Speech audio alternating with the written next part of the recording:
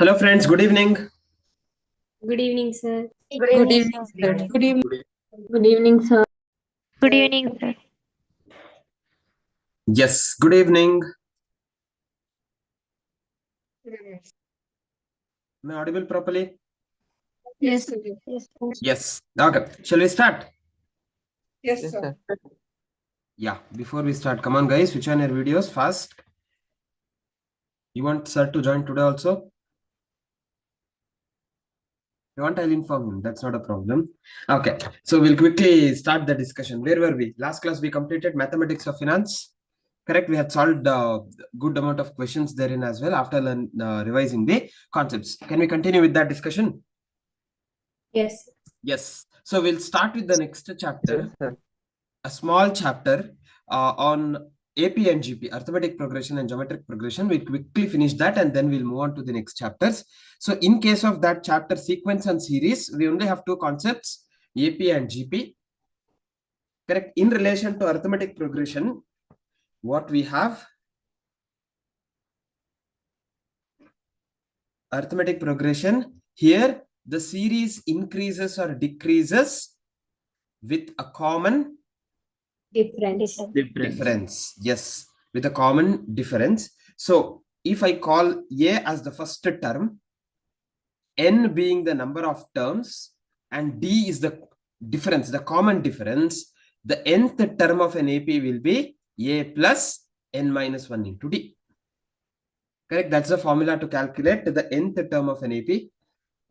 Here, if you want to find out the sum of n terms, n by 2 into a plus L. Here, what is L?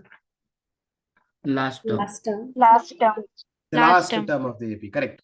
The last term. So if they have given the last term, directly we can substitute. If they have not given, n by 2 into 2a plus n minus 1 into d.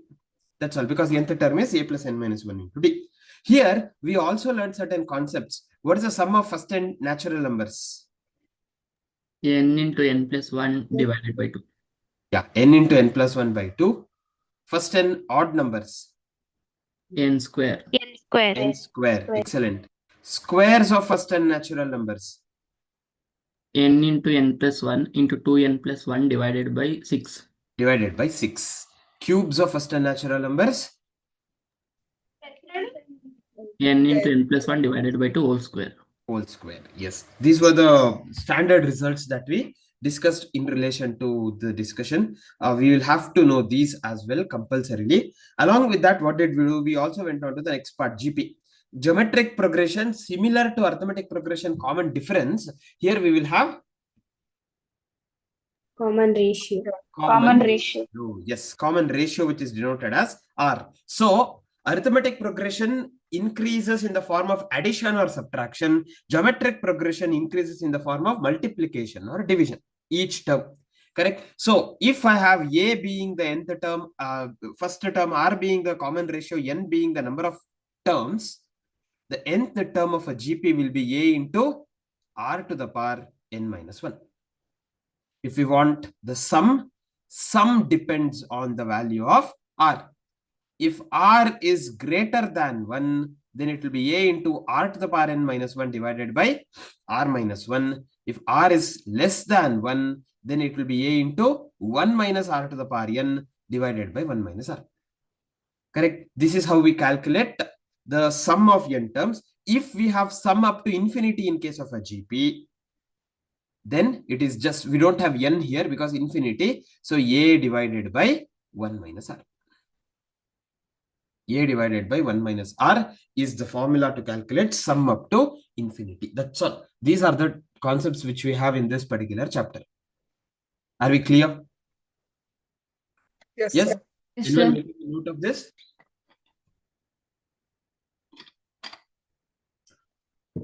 No? Yes, sir.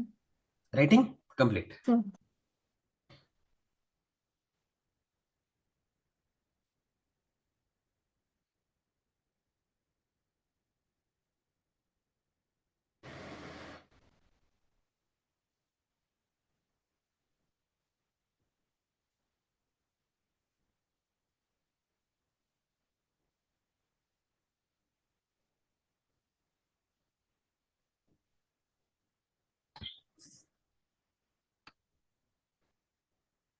Done?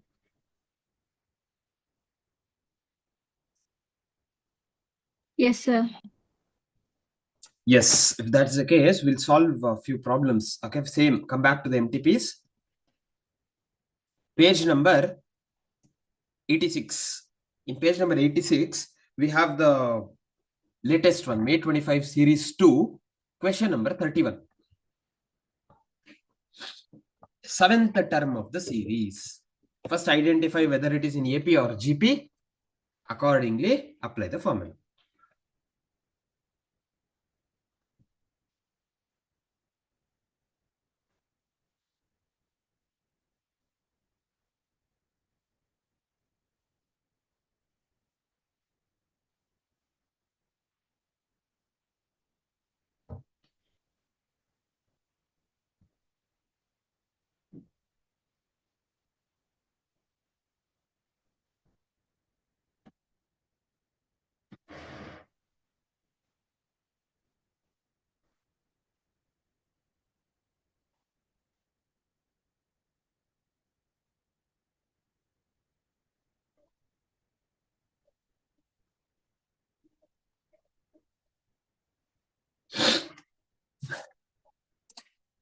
Good.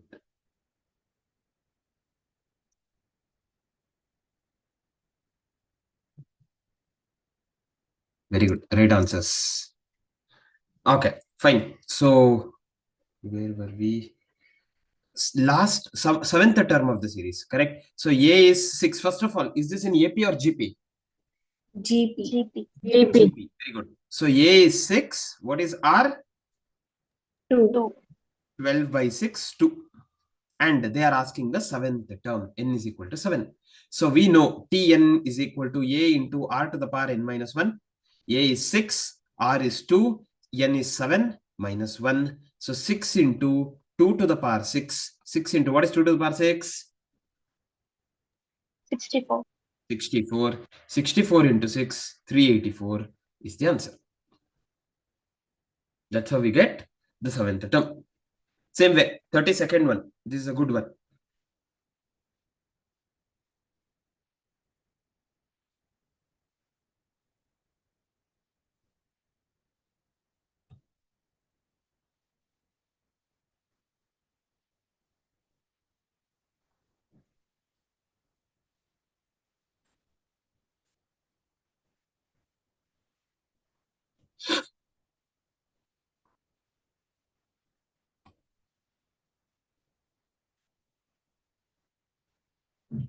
No, Bhavana.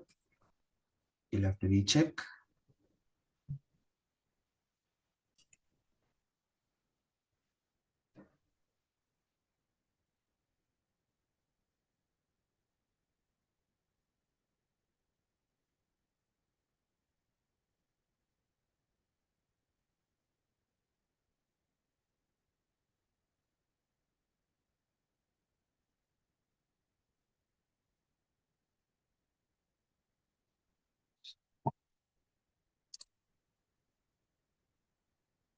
Yeah.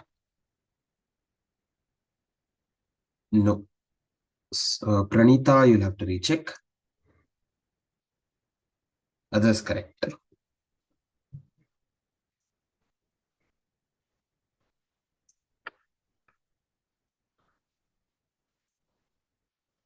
No, Sumukha. No, Adna. So now what have they given? They're asking us the last term of the series. Last term here is 31 terms. So n is 31. A is x square. Is it in AP or GP?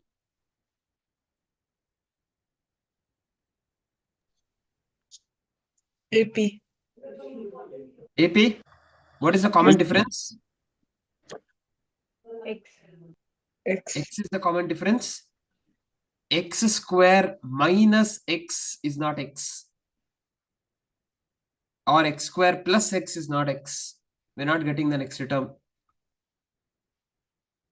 This is in GP. GP. X divided by x square is what? 1 by x. 1 by. Correct? So R is 1 by x. X square into 1 by x is x. x into 1 by x is 1. So on, it goes on. So this is in GP with R 1 by x. Now what are they asking us? They're asking us the sum up to 31 terms.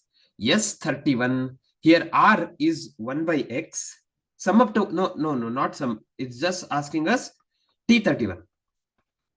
31st term, that's all. A into R to the power n minus 1. What is A? X square into what is R? 1 by x to the power 31 minus 1. X square into 1 by x to the power 30. X square divided by x to 1 by 1 to the power 30 is 30. 1. X to the power 30, if I bring 2 1s are 2, 28s are 1 by x to the power 28 is what we get as the 31st term. 31st term is what they are asking us, correct? Last term of the series up to 31 terms means 31st term. Everyone clear? Yes, sir. Yes, sir. Yes. Same way, 33rd question.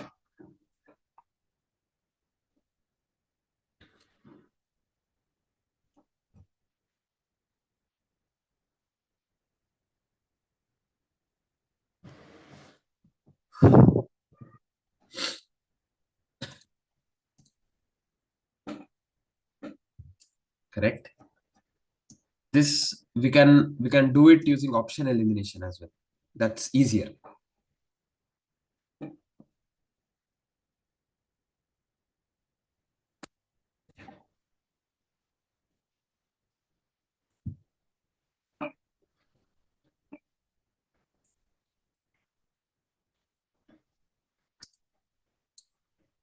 Manasa, you'll have to recheck. Oh, that's correct.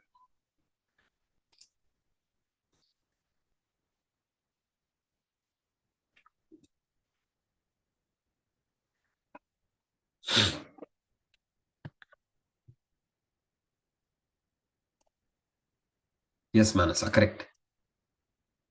Yeah, everyone correct answers. So this is easy. Arithmetic mean should be 6.5. If you look at the option 6 and 7, 6 plus 7 by 2 is 6.5. 9 plus 4, 13 by 2 is 6.5. 10 plus 3, 13 by 2 is 6.5. 8 plus 5, 13 by 2 is 6.5. Arithmetic mean all the options satisfy. Whereas geometric mean should be 6. Geometric mean means what? Product square root. Since we have two terms. 6 into 7, 42. Square root of 42 is not 6. 9 into 4, 36. Square root of 36 is 6. 10 into 3, 30. Square root of 30 is not 6. 8 into 5, 40. Square root of 40 is not 6. So, both arithmetic mean and geometric mean is satisfied by only this option. Okay, so that's why option B is the right answer. That's why this is the right answer. So, or if you want to solve it, if I consider those two terms of A and B, A plus B by 2 is 6.5. Square root of AB is 6. Considering these two equations, you can solve. You'll get the answer. Okay, either way, you'll get it. Not a problem. So these are the three questions that we have in this paper from this particular chapter. Can I move on to the next paper? Yes. Yeah. Come to page number 109. We have question number 31 here again.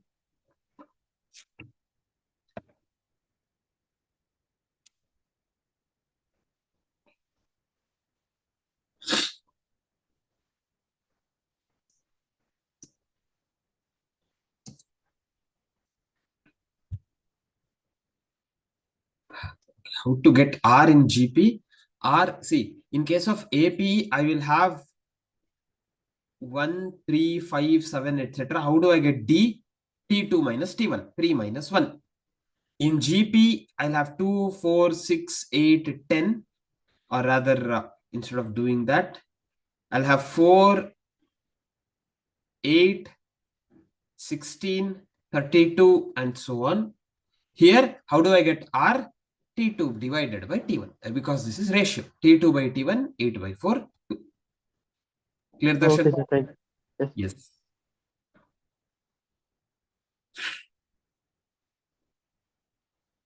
Correct answer.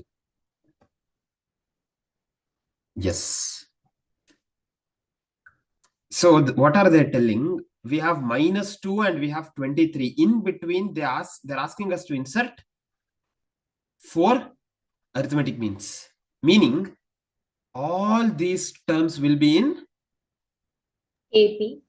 AP because all these are arithmetic means of the next two numbers, right? That's what it is. So this series will be in AP if we are inserting 4 arithmetic means in between -2 and 23. So if the series is in AP, we know A is -2, we know TN is 23. TN, which term this is? 1, 2, 3, 4, 5, sixth term.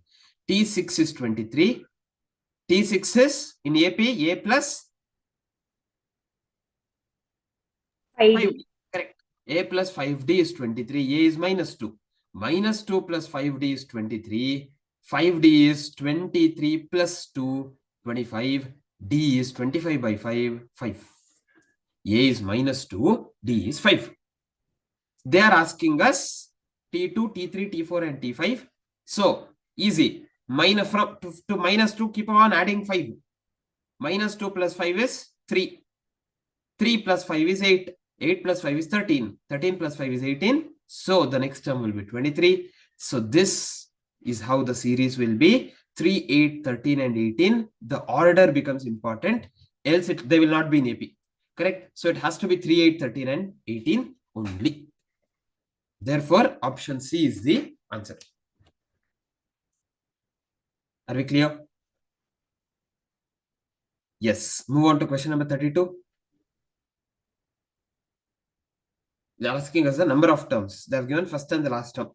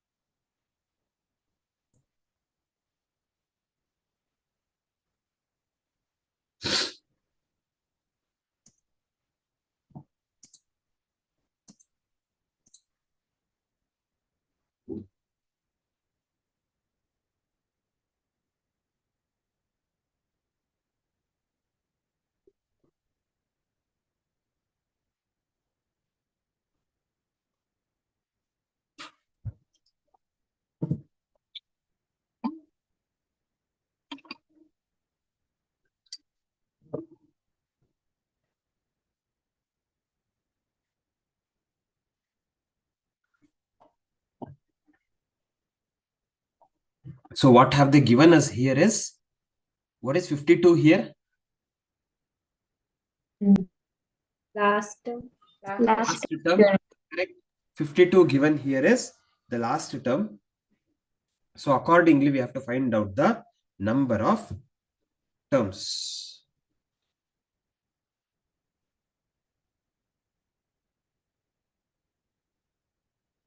How much do we get? Here A is -8. What is D? This is in AP. They have only given, so no confusion. What is D? 2. Correct? Plus 2 because -6 minus of -8 is what we have to find out. So -6 plus 8 is 2. And Tn is 52. What is Tn? A plus n minus 1 into D.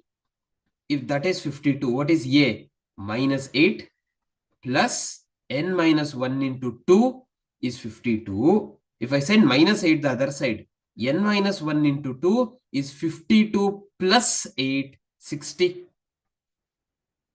N minus 1 is 60 divided by 2, 30. If n minus 1 is 30, n is 31. Correct? N is 31. But if you look at the options, we have 100, 101 and 99. So none of this is the answer. Is that clear? Yes, sir. Yes. That is question number 32. If anyone is writing, you can complete. Others can move on to question number 33.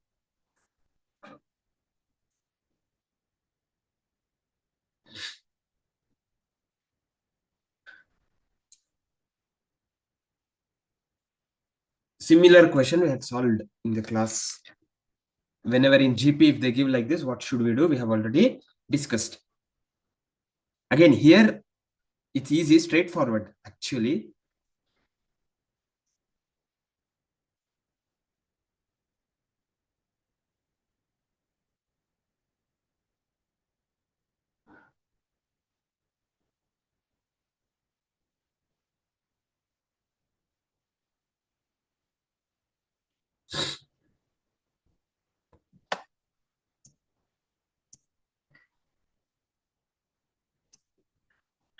Yes, if you look at the options here, they are the same. 3, 9, 27, 9, 3, 27, 3, 27, 9. It's only the order in which they have presented is different. So if they have to be in GP, obviously 3, 9 and 27 should be the answer, because 9, 3, 27, 3, 29, 27 and 9 are not in GP. Correct. So 3, 9 and 27, whether it satisfies, we have to check. We cannot directly blindly select because we have none of this. 3, 9 and 27, if I add, do we get 39? 36 Yes, plus sir. 3, 39. Yes. Similarly, if I multiply product 3 into 9 into 27, 27 into 27, 729. So that is the answer. That has to be the answer. However, whenever they give a sum of a GP and product, if they have given, what will we do? We will take the product, the three terms as A by R, A and AR, multiply. We get 729. R and R gets cancelled. A cube is 729. If A cube is 729, what is A? 9. 9. Yes. If A is 9, substitute in the sum A by R plus A plus AR, you get the value of R. R will be 3. So A by R will be 9 by 3, 3, 9 and 27. Are we clear?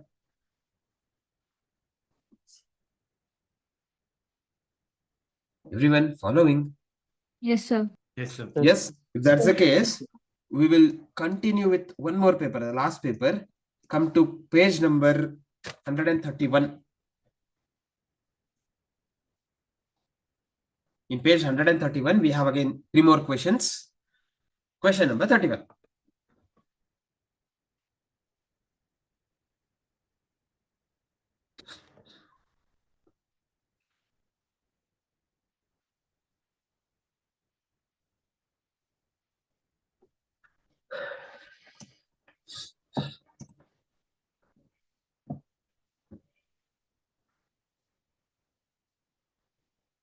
Question number 31. No, Bhimaraju.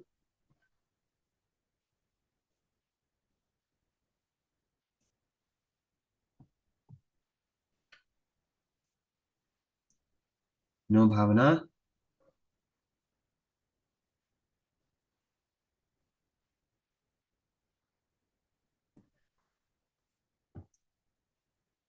No, Sanjana.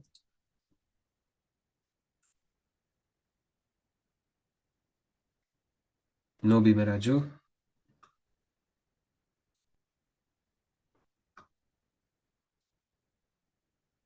That's correct. Very good. Again, here we can go with option elimination. 5, 7, 9. 3 numbers are in AP and their sum is 21. 5, 7 and 9. 5 plus 7. 3 numbers are in AP. 5, 7, 9. Is it in AP? Yes. 2 and 2. 9, 5 and 7. Is it in AP? No. 9, 5, 7. No. Yes, sir. There is no common difference. 7, 5 and 9. Are there in AP? No, sir. No. No. 7 Oh, and sir. 5 is minus 2. 5 minus 2 is not 9. There is no common difference there. They're not in AP, those 3 numbers. Correct? The sequence. It's not in a sequence. So, it's either option A or option D. 5, 7 and 9, if they add, will we get 21? 5 plus 7, 12. 12 plus 9, 21. Yes. If I add 5 and 15 to them, if I add 1 to 5, you get 6. If I add 5 to 7, you get 12. If I add 15 to 9, you get 24. Is this in GP? They say they form a GP. Yes, sir. Yes, 6 2s are 12, 12 2s are 24. They form a GP. Therefore, option E is the answer. Following? Yes, sir. Yes, sir. Yes. That's 31. Can we come to question number 32?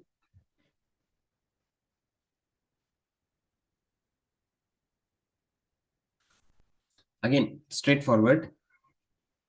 You should get it.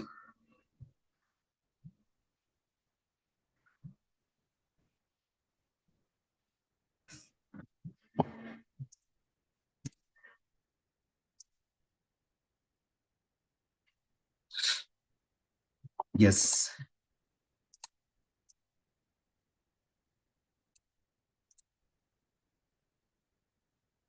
No, Agna.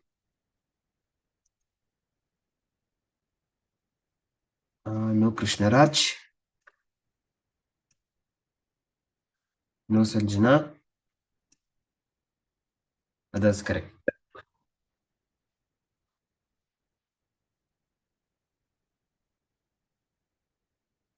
No, Sachi.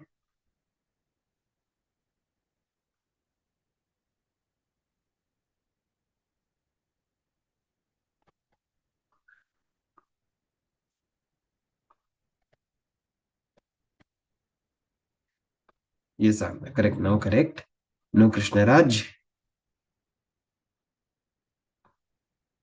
Yeah. Okay. Same. Again, we go with optional elimination. The sum of the three numbers in a GP is 70. The three numbers should be in GP first. Correct? 12, 18, and 40 are there in GP? There is no common ratio here. 18 by 12 is 1.5. 18 into 1.5 is not 40. So there is no common ratio. 10, 20, and 40 are there in GP? 10 twos are 20, 20 twos are 40. Yes. 40, 20, and 15 are they in GP? 40 divided by 2 is 20. 20 by 2 is not 15. So they are not in GP. So it's either B or D. If I go with B, sum of the three numbers should be 70. 10 plus 20 is 30. 30 plus 40 is 70. If the two extremes multiplied each by 4, two extremes, that is 10 and 40, if they are multiplied by 4, 10 into 4, 40, 40 into 4, 160, and the mean, that is 20, if this is multiplied by 5, 20 into 500, they form AP, they are in AP. So is this an AP? Yes, 40 plus 60 is 100, 100 plus 60, 160. Therefore, option B is the answer. Okay, that is question number 32. Can we come to question number 33?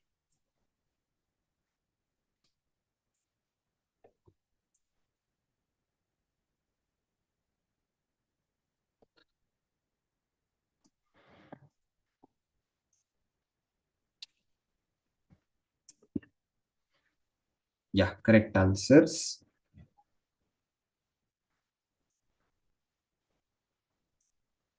Yes.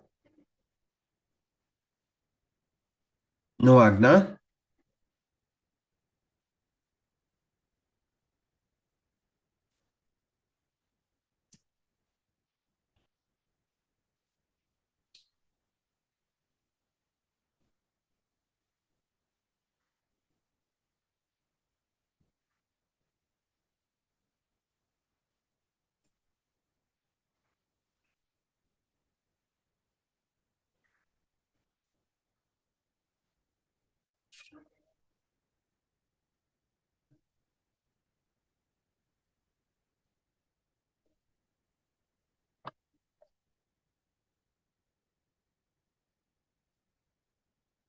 Yes.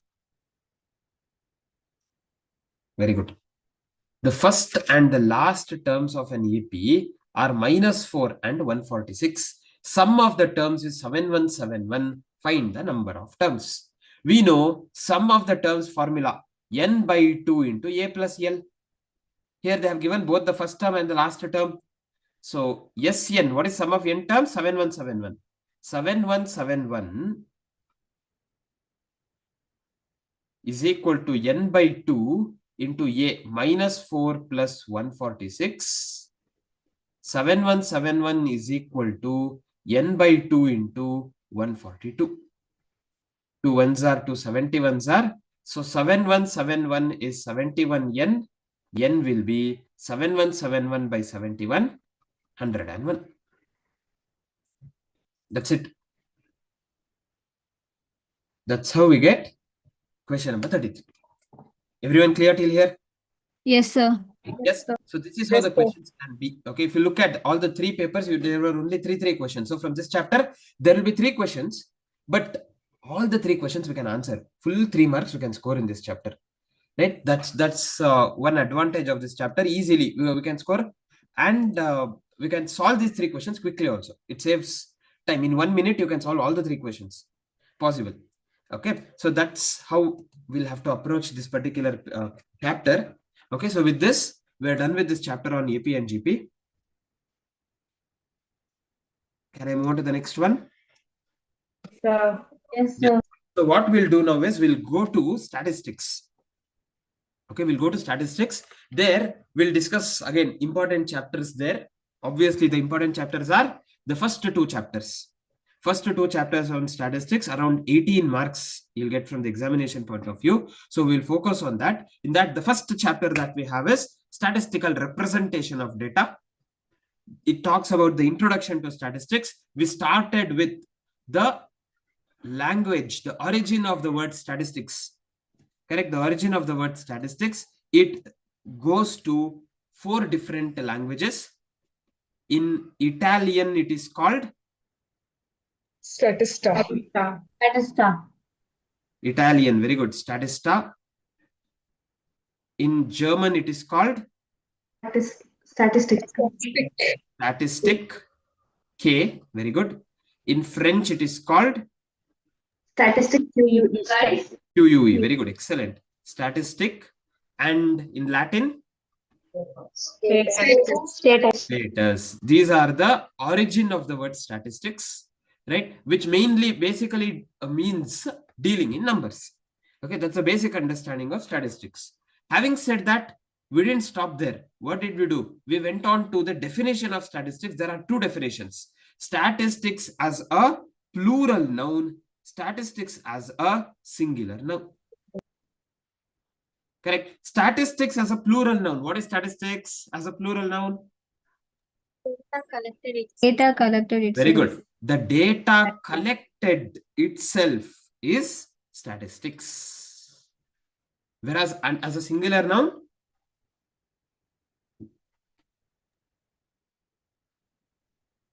what is statistics?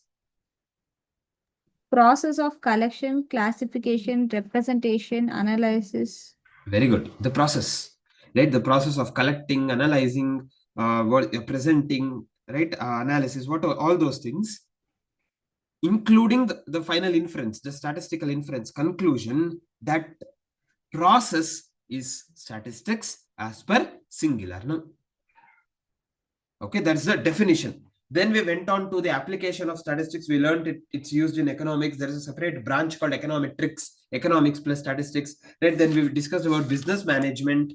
In commerce and industry, they have wide use. Right? Also, we discussed the limitations of statistics. In the limitations of statistics, what did we discuss? First, it deals with aggregate. With one particular value, there is no use in statistics. We cannot do anything in statistics. We should have minimum 2 observations for doing any statistical analysis. Similarly, it is concerned with quantitative data, because anything we do, we have formula here. To apply formula, we want numbers. So quantitative data. So does that mean qualitative data cannot be used at all in statistics? The answer is no. What will we do? We have to convert it We'll convert the qualitative data into quantitative by assigning ranks, or converting them into numbers, etc. And then do the further analysis. Whereas, third limitation, future projections are based on specific conditions. If the conditions doesn't hold good, if the conditions are not there, if they change, then whatever projections you have done doesn't hold good. Similarly, the last limitation, theory of statistical inferences, all your conclusions. Theory of statistical inferences is based on random sampling.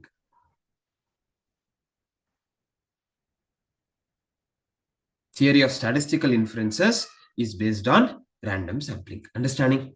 If random sampling is not followed, then your statistical inferences samples also might be wrong. These are the limitations of statistics. With that understanding, we went on to collection of data. Right? Collection of data. So for that, we had data, two categories. Primary and secondary. Yes. Qualitative and quantitative. Quantitative and qualitative. Correct? Quantitative data, qualitative data. Yeah, this is plain classification, not based on collection. Correct. So qualitative and quantitative. Qualitative is also called as Attributes. attributes. Full stop. Quantitative is further divided into Continuous and discrete variables. discrete variable. So quantitative data is called variable. So discrete variable and continuous variable. What are discrete? They are finite countable number of units, whereas if it contains a possible number of different possible number of ways or number of numbers in that particular range, then it is continuous variable. Whereas coming to the collection of data perspective, as yes, our friend rightly pointed out, we have primary data, secondary data. Primary data means Which is collected for the first time. first time, fresh hand data, correct? First time collected. Whereas secondary data, Already collected. already collected data. So collecting the data for the first time is called primary data. How do we collect the data? There are methods of collecting. The first method that we have is interview method. As the name itself says, under interview method, we ask questions and get the information, get the data. Correct? That's how interview method works. Now, under interview method, we have three different types of interviews. One is personal interview or direct interview method. So here what happens? Indirect interview method. In personal direct interview, what happens? Data is collected from the respondent directly. From the respondent directly. So what is the advantage here? Accuracy. It is accurate, but what is the disadvantage? Too time consuming. Time consuming, and we'll be able to cover only small area. Limited, small area coverage. However, this is suited in case of natural calamities. Very good, natural calamities. Whereas in case of indirect interview method, here the interviewer does not ask the respondent directly because it might not be possible for the respondent to answer. Right? In that case, what he will do, he will ask. He'll ask the people who are associated with that event. Very good. Eyewitness of an accident, etc. Associated with the event. Again, here it is accurate, but may not be so accurate as direct interview because this is the second person who is answering, not the first person. Correct? So may not be accurate, but it is time consuming. We will be able to cover only the small area. It is suited for accidents. Whereas the last method under interview we have is telephonic interview method.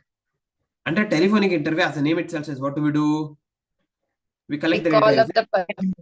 Yes, call up the person and collect it over phone. So here what happens? We'll be able to collect the data quickly and we'll be able to cover larger area. Larger area. Very good. We'll be able to cover larger area. However, what's the disadvantage? No face-to-face conversation and no accuracy or time. Inaccurate. Very good. It is inaccurate. One more disadvantage. Respondents. Number of non-responses will be higher. Hey, people won't pick the call. Number of non-responses higher when compared to the other two cases. This is less consistent. The data collected would be less consistent when compared to the first two methods. This is interview method. Are we clear? Everyone till here? Yes, sir. Yes. sir. Anyone Yes, still writing? Yes, sir. 1 minute. Yeah, quickly complete.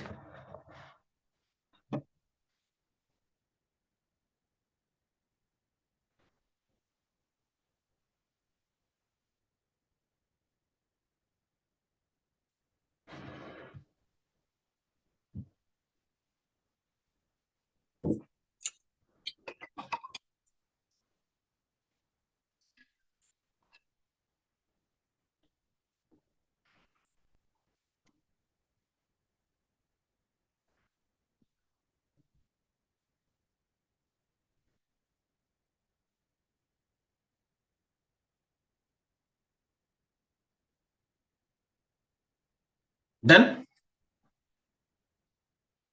Yes, sir. Yes, sir. Yes. Similarly, that is about interview method. Next, what we have is mailed questionnaire method. Now, under mailed questionnaire method, what do? We prepare a questionnaire. That questionnaire is sent over mail to the respondents. What does the respondent do? They will have to fill the questionnaire and send it back.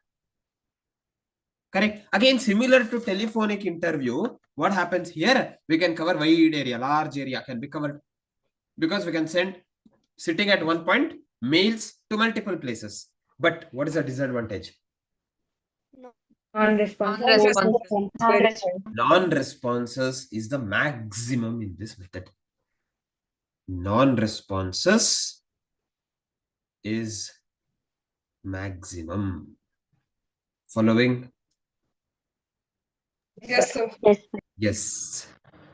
Similarly, observation method.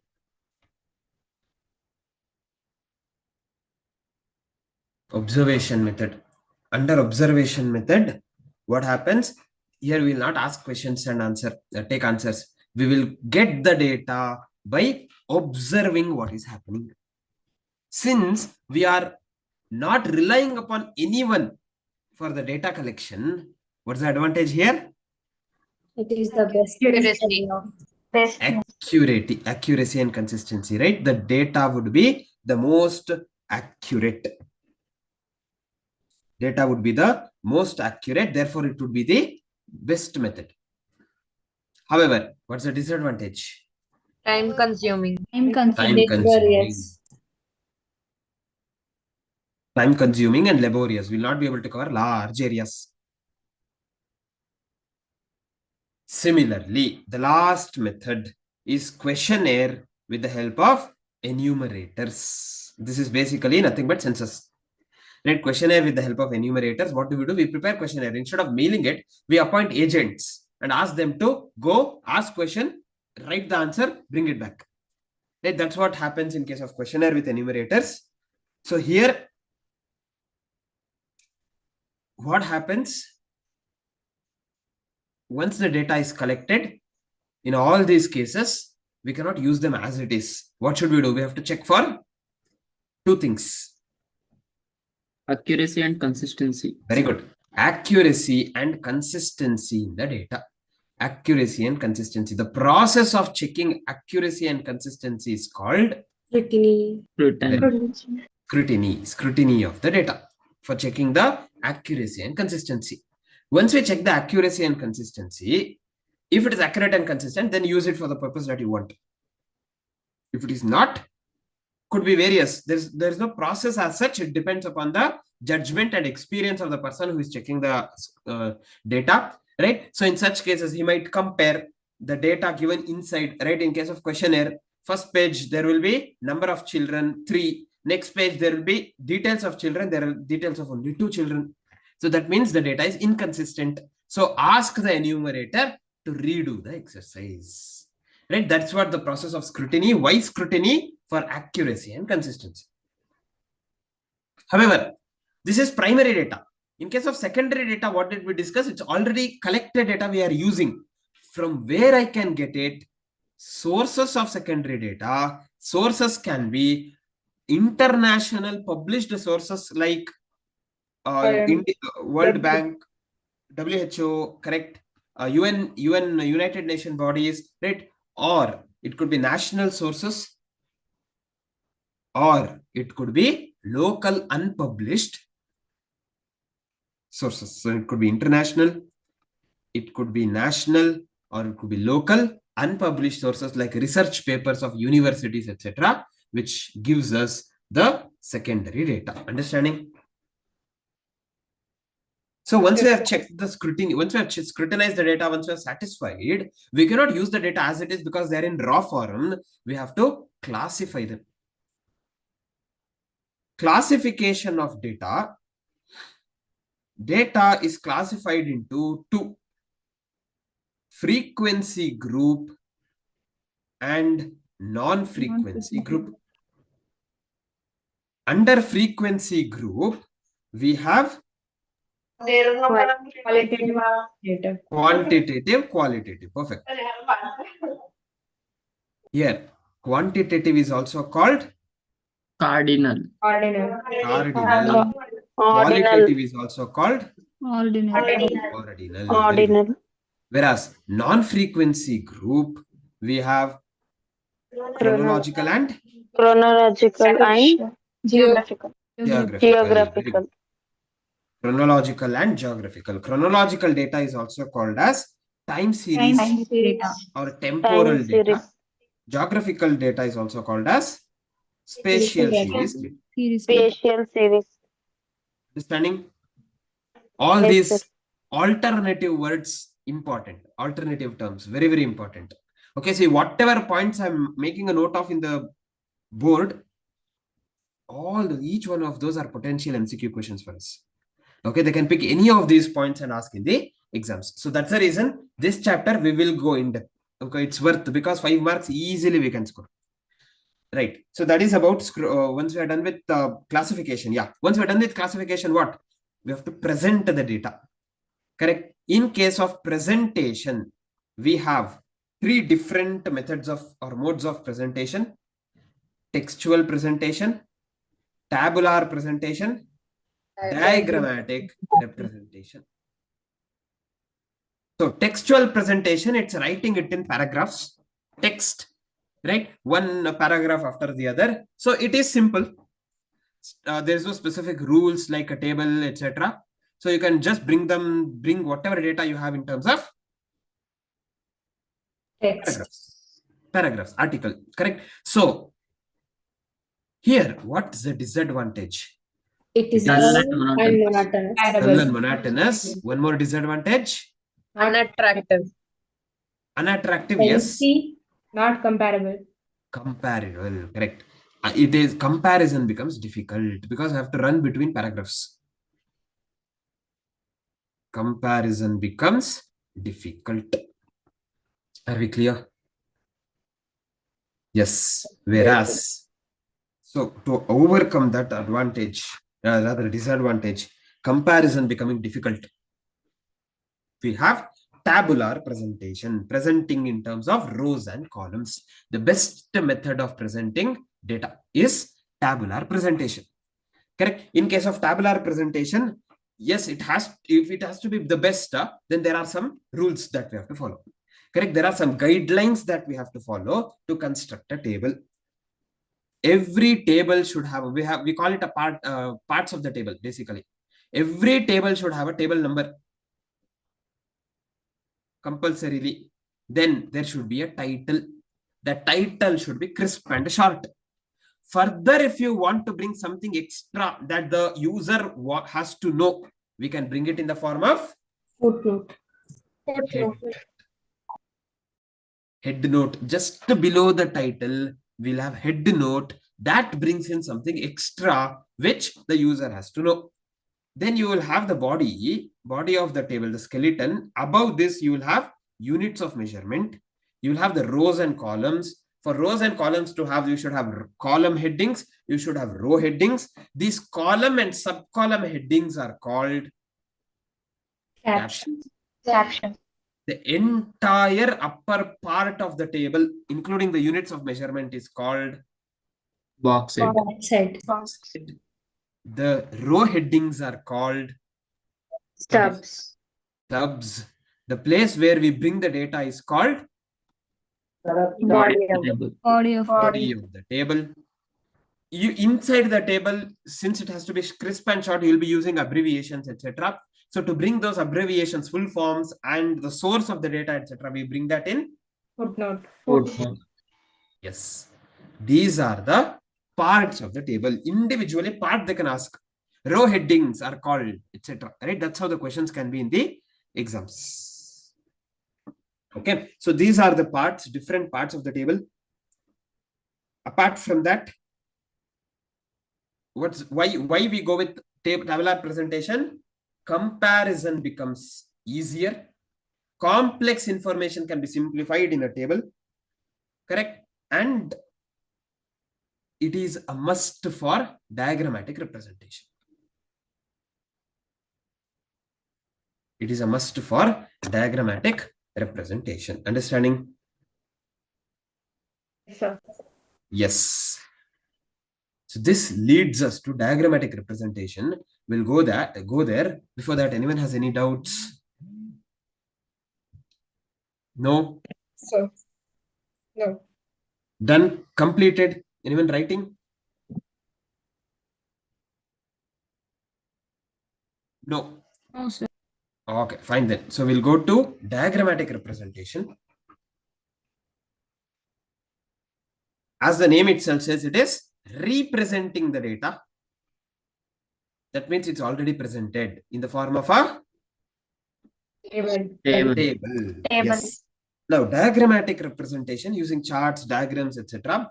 No doubt, it might not help us in further statistical analysis, but it gives us a basic trend of what the data is all about, and it is attractive. Everyone can understand. Those are the advantages of diagrammatic representation. So, hidden trend can be found out, and it is an attractive mode of representing the data. In diagrammatic representation in our syllabus, we have 3 different diagrams. One is line diagram, bar diagram, pie chart. In case of a line diagram, what happens in line diagram?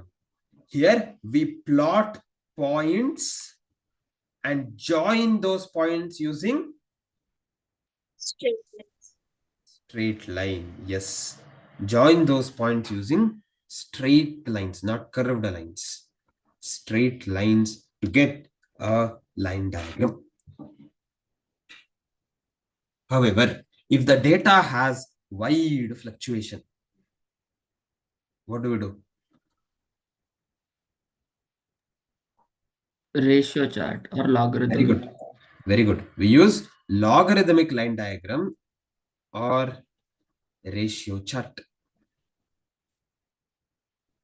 Now, can I present multiple line diagrams inside one single chart? Yes. For that, we have 2 different diagrams. If they are of same units, Multiple line chart. multiple line diagram or multiple line chart. Multiple.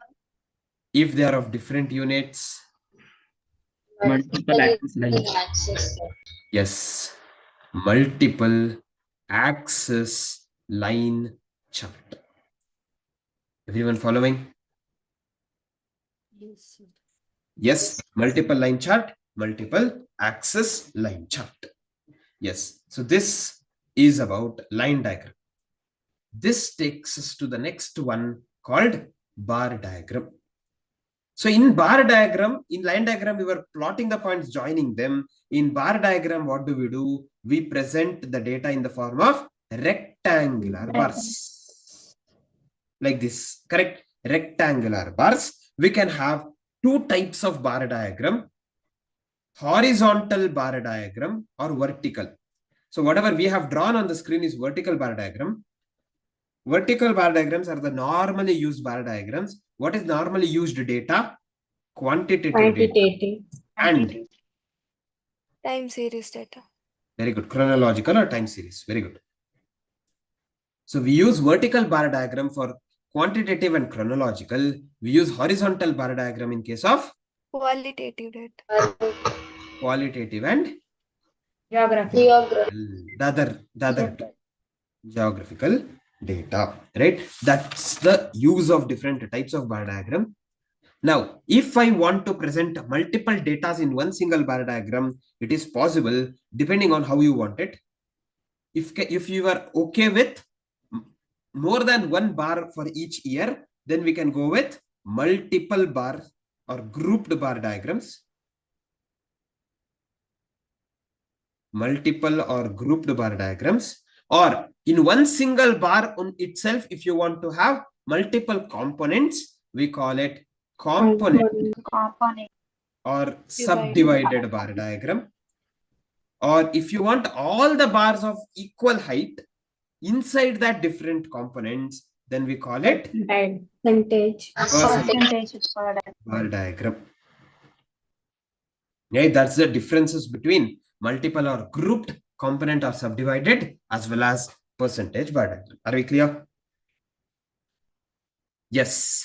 This takes us to the last chart there, that is pie chart. In case of pie chart, we present the data in the form of a circle. We know circle has 360 degrees. So whatever given data, convert it into degrees, central angle, by considering the total as 360. Correct? By considering the total degrees as 360, that conversion can be asked in the exams. Converting them into degrees can be asked in the exams. So this is about diagrammatic representation. Are we clear? Yes. This, okay, anyone was writing? Anyone writing? Yes, No. sir. No, sir. Writing quickly, Sachin.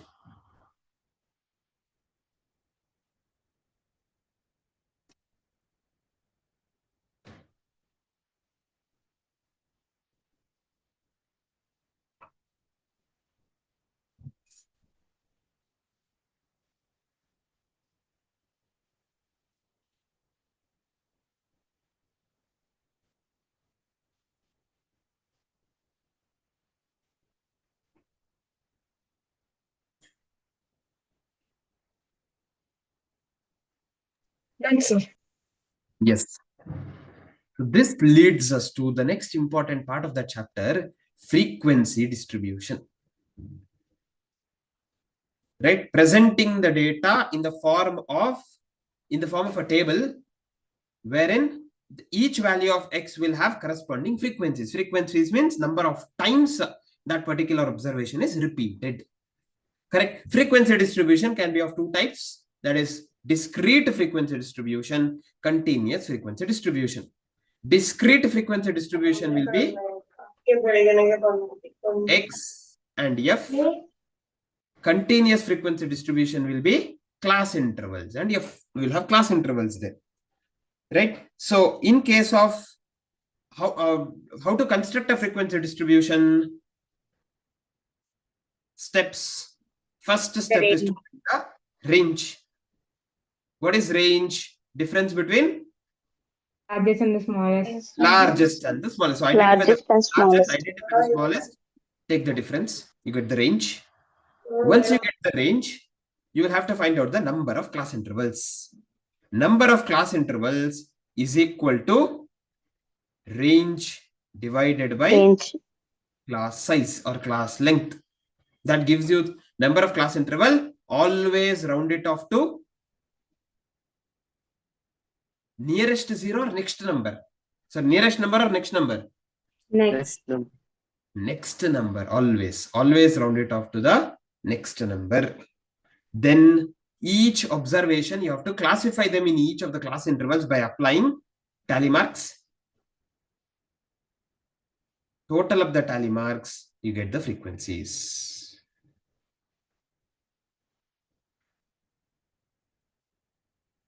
For each class interval gives us frequencies. Okay, that's how we construct a frequency distribution. In a frequency distribution, construction of frequency distribution, yes, it is important. But beyond that, there are various terminologies also which becomes important. The first one is class limits. Class limits are nothing but the minimum and maximum value of that particular class interval. So minimum value is called lower class limit, maximum value is called upper class limit. Whereas real boundaries or real limits of a class are called class boundaries. Again, here we have two: lower class boundary, boundary. Upper class boundary. Lower class boundary is lower class limit minus d by 2. Upper class boundary is upper class limit plus d by 2. What is the difference between limit of the previous class, lower class limit of this class? Normally it will be 1 in case of mutually inclusive class intervals. Correct? In case of mutually exclusive class intervals, class boundaries and class limits are one and the same. In case of mutually inclusive class intervals, class boundaries and class limits are different. Everyone following? Yes, yes. Yes, same way. Midpoint. How do I get midpoint? Should I use class limit or class boundary? Class boundary. Either of it you Oh, get. either. Yeah, upper class boundary plus lower class boundary by 2 or upper class limit plus lower class limit by 2, you get the same answer, same midpoint. Midpoint is nothing but the representative of the class interval.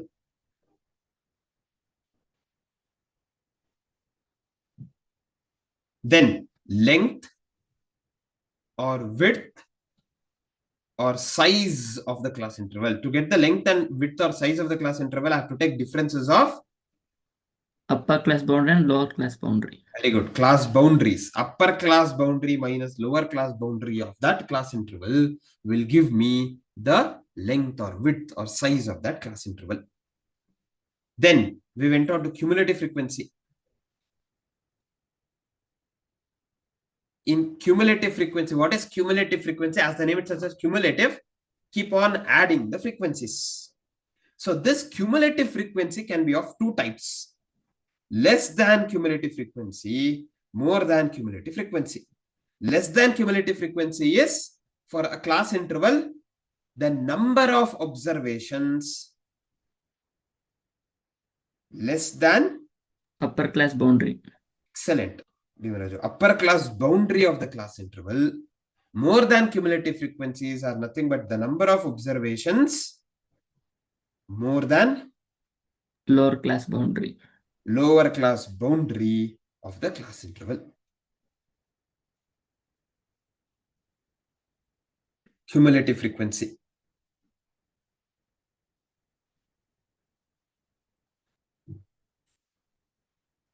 Then after that, we have three different terms. Frequency density.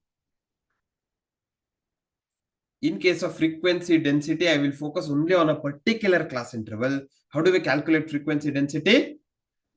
Frequency of that class interval divided by Corresponding class length. class length. Very good. Whereas relative frequency.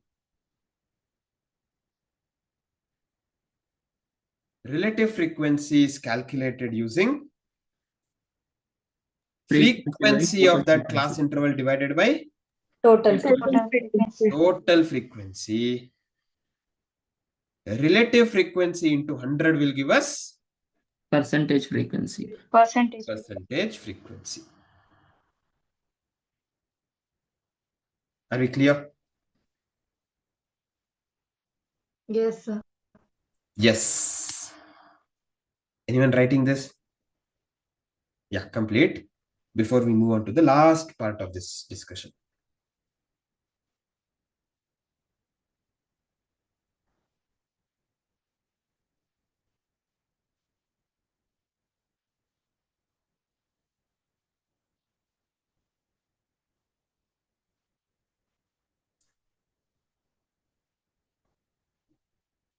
So what's next to the range and class length there, sir? This one? Yes, sir. Always round off to the next number. Okay, sir.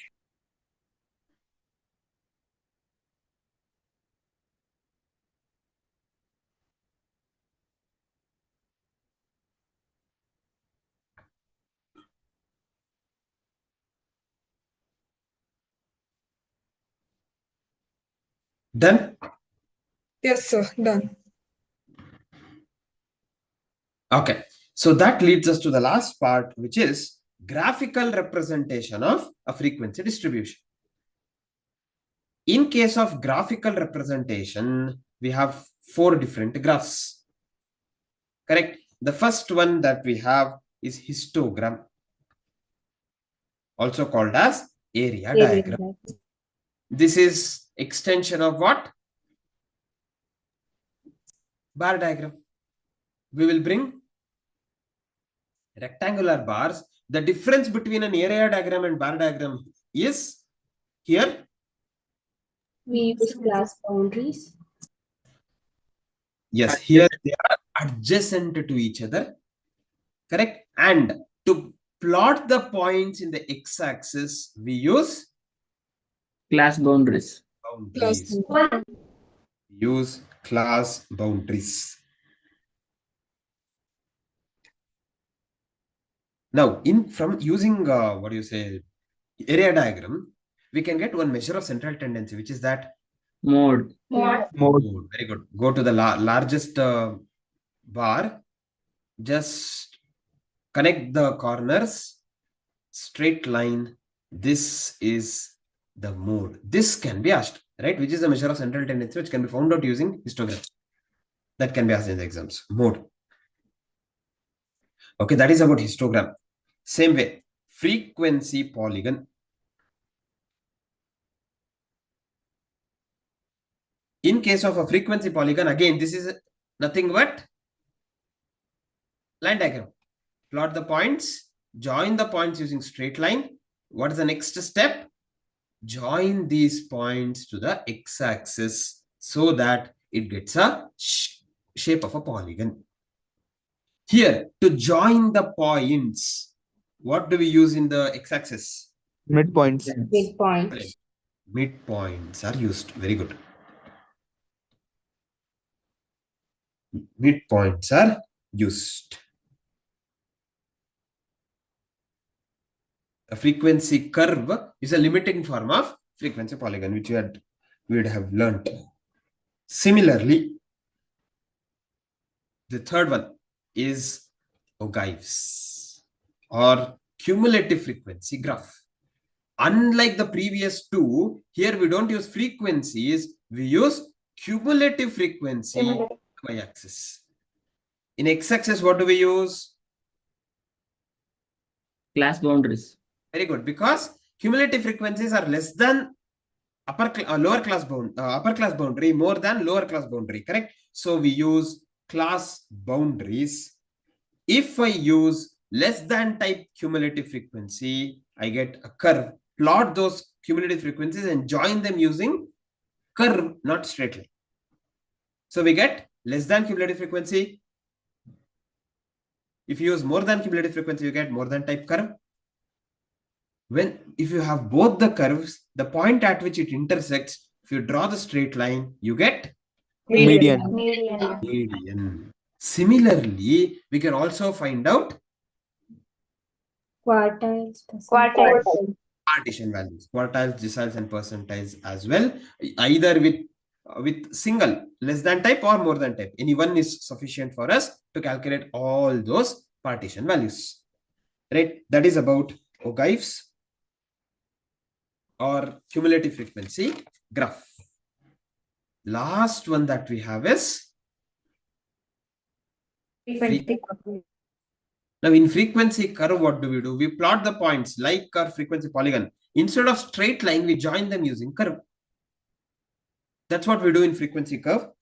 Depending on the shape of the curve, the nature of the curve, we have different forms of frequency curves, correct? We have first bell-shaped curve. Here what happens? It starts from minimum, reaches the maximum at the center, falls back to the minimum at the end. Also called as normal curve, correct? Then We have U-shaped curve. Starts from maximum, falls back to minimum, again raises to maximum. So it maximum at the extremes. Similarly, J-shaped curve starts from the minimum, reaches the maximum at the end. You can have ulta, inverted J-shaped curve also, or all these together, you can have mixed curve as well. Combination. Okay, these are the different concepts of graphical representation of data. Understanding? Yes, anyone writing? Yes, sir. Quickly complete.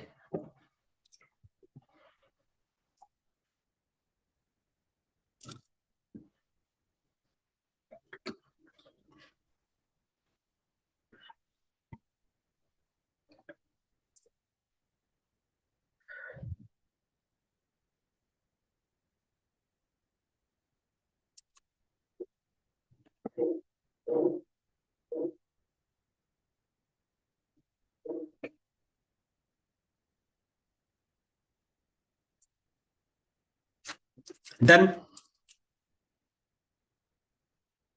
Yes. This leads us to the last part of the chapter. Maybe they can ask one question from this. Sampling.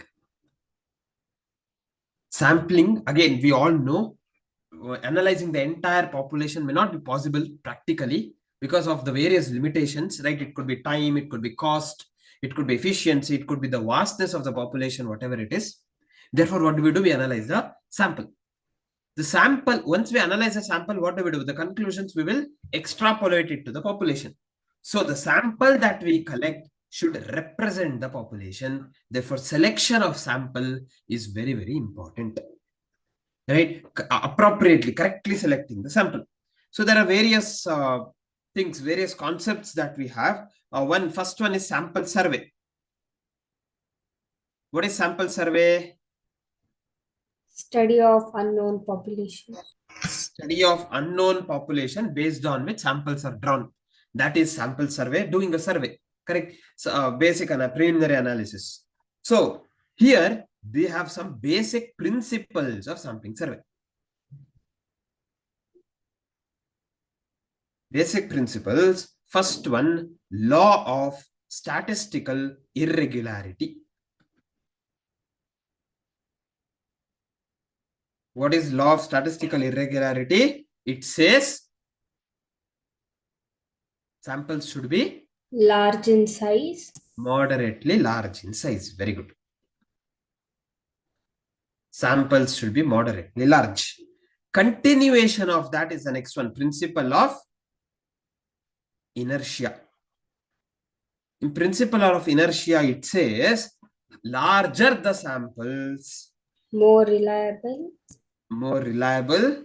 Accurate and precise. Very good. More reliable, accurate, and precise is the result.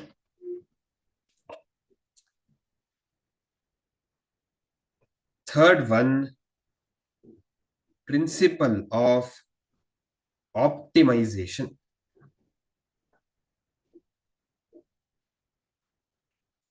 Principle of optimization. What does principle of optimization tell us? Minimum cost. Yeah, it's basically a minimum cost. You have to do select the required sample in minimum cost or select maximum samples in the given cost. Either way, right? Optimum utilization. So optimum utilization of the cost and efforts. The last one is principle of validity. So the samples selected should be able to test the population, should be able to extrapolate to the population, right? So which is the method of sampling which satisfies this? Probabilistic sampling. Probabilistic sampling satisfies principle of validity. Having said that, why do we go with samples and population enumeration? Because of speed, because of cost. Sometimes it could be because of reliability as well, because population to do population enumeration, you want more number of people. So the data collected by those people, you might not know whether it is correct or not. Whereas if you are collecting a sample, you will appoint experts. So the data collected is reliable, accurate, as the case may be. Correct. These are the reasons why we go with sampling enumeration. Having said that, is sampling error proof? The answer is no. There are various errors that can creep in a sample. They are classified into two: Sampling and non-sampling. sampling errors, non-sampling errors. Non-sampling errors does not necessarily relate to sampling. Irrespective of whether there is sampling or not, there will be non-sampling errors. Whereas sampling errors are only related to the samples. Right? There could be various. Why sampling errors can happen? It could be because of defect in defective sampling design. Because of that, there could be a possibility, or it could be due to substitution, errors due to substitution, or due to faulty demarcation, grouping of units, faulty demarcation of units, or it could be due to wrong choice of statistic, or variability in the population. Various reasons why there could be sampling errors.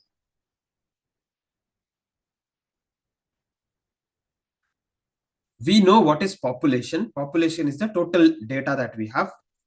Correct. If there is countable number of units in that population, it's called finite population. Else it is infinite population. Where the number of units cannot be counted, it is infinite population. Understanding? Yes, sir. Yes. Then we have sample is nothing but the part of the population. Representation. The number of units in the sample is called Starter. Sample size. sample size, denoted as n. Each unit in that sample is called Sampling unit. very good, excellent. Sampling unit. List of all the sampling units is called Sampling frame. very good, excellent. Sampling frame. So the number of units is sample size, individual unit is sampling units, list of all the sampling units is sampling frame.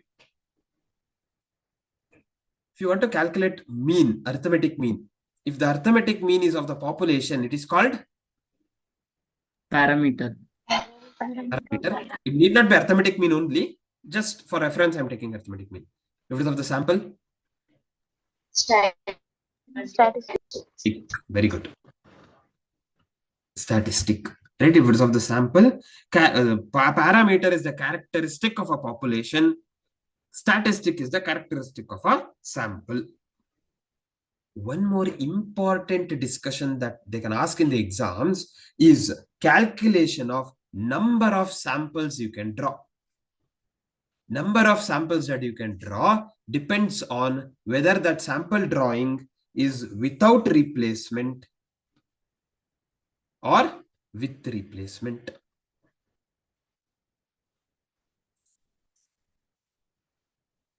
If it is without replacement, then in how many ways samples can be drawn? NCN. If it is with replacement, n to the power n. Extremely important. Very, very important.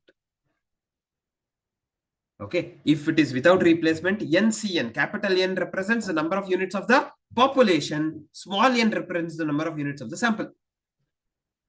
If it is without replacement, n to the power n. Sorry, with replacement. Because you select, replace, select, replace, select, replace. You'll at the end of the day, every time there will be same amount of units in the population in with replacement. So n to the power n, whereas without replacement, NCN. Okay, how do we select the samples? Anyone writing this till here? This everyone has to write. Number of samples extremely important. Everyone written? Yes, sir. Yes, sir. Okay, if that's the case, we'll come to the types of sampling. Coming to the types of sampling, we have two types of sampling: probability sampling or Non-probability. non-probability, or otherwise called purposive or judgmental sampling. Under probability sampling, we have simple random sampling. In simple random sampling, what happens?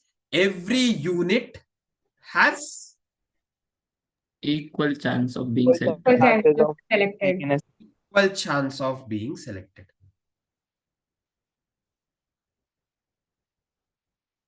Every unit has equal chance of being selected in the sample. It's very simple and effective method. We can use it when population is not very large, sample size is not very small, and population is not heterogeneous. If the population is heterogeneous, what happens? We have to divide them into homogeneous groups called strata. Stratified sampling. We go with stratified sampling. Here we divide them into strata, homogeneous strata, that is of same characteristics, groups. And inside that, from each strata, select the samples. That could be using random sampling. Select samples from each strata, so that there will be representation from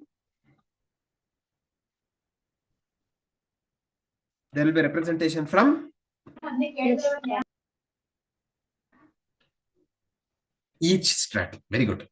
Now, how do we represent, how do we allocate that from this strata, I want so many number of units, from this strata, I want so many number of units. Allocation of sample size.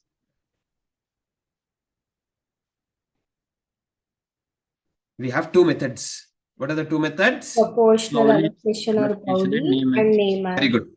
Very good. Proportional allocation, that is depending on the number of units that particular strata has, or also called as Bowley's allocation. Same way, Neyman's allocation. Following? Yes, sir. Yes. So here it is based on standard deviation. This is plain proportion. Okay, that's sufficient for our understanding. Similarly, the last method under probability that we have is multi-stage sampling. Here what happens? It's a little complex. They divide the population into multiple stages, like the country into states, district, taluk, village, etc. From each village, they'll select a population as a sample so that there will be a fair representation across the population. That is called multi-stage sampling. Yes, there's one more called systematic sampling. Systematic sampling is basically a mixture of probability and non-probability. It is mixture or partly probability and partly non-probability. That can be asked in the exam.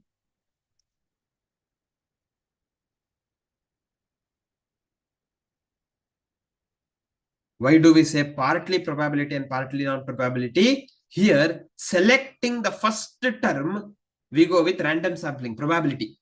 Once the first term is selected, the other terms are fixed. It's either the next, every 5th term, every 10th term, every 15th term, depending on the total population.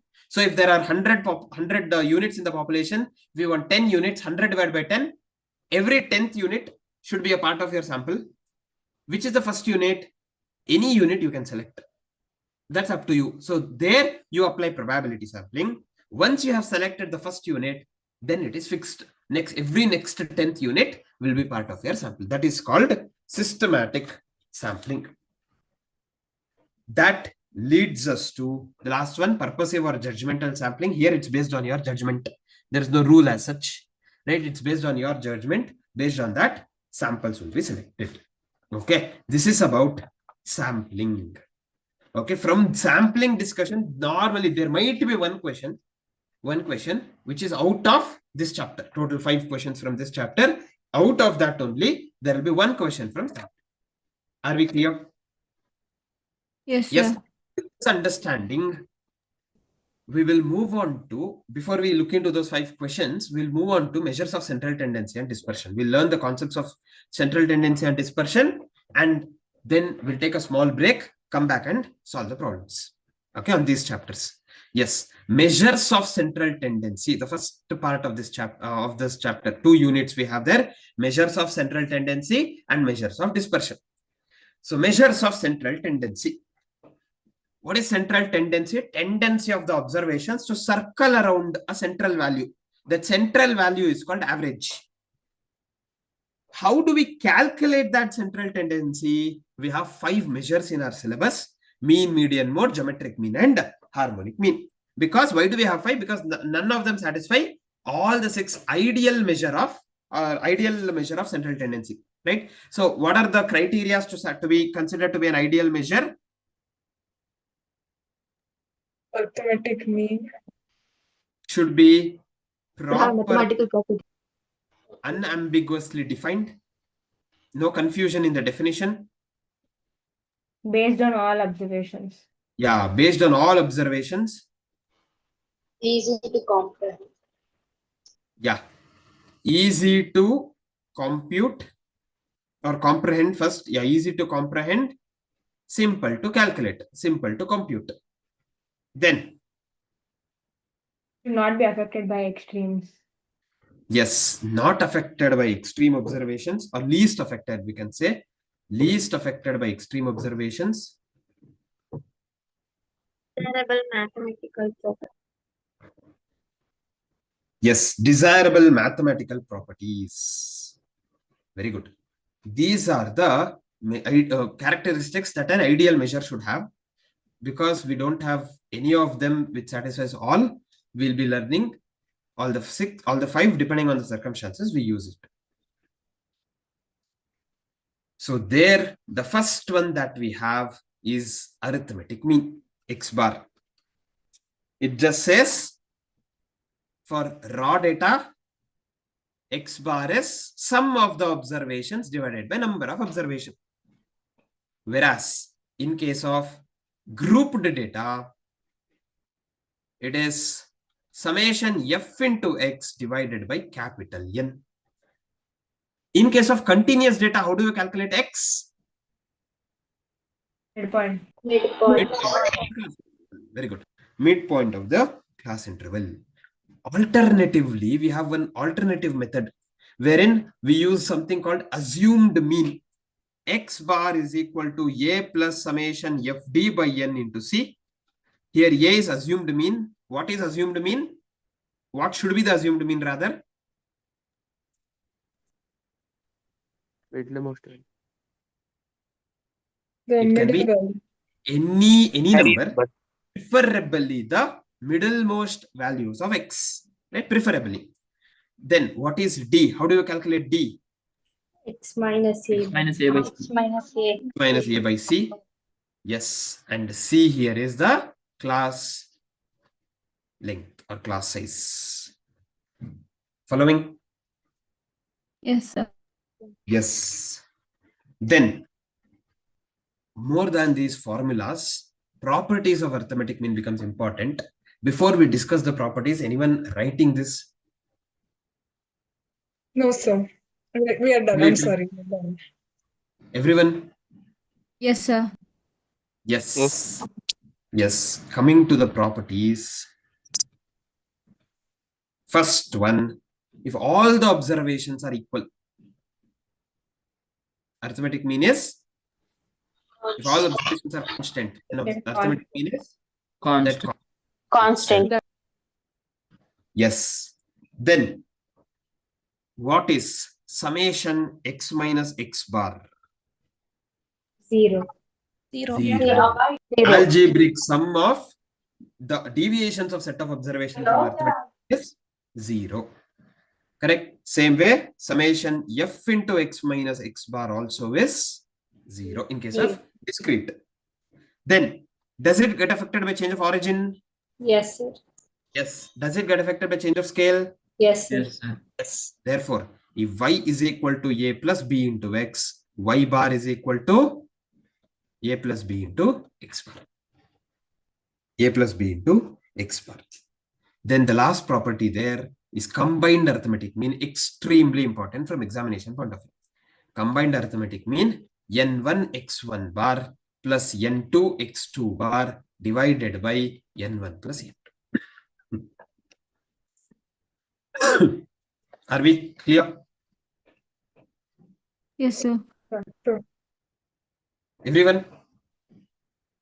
Yes, sir. Yes, sir. There? Yes, sir. Yes. Understanding? Yes, sir, we are. Yes, sir. Yes, sir. Yes. Yes, sir. Okay. If we're able to recall whatever we had learned?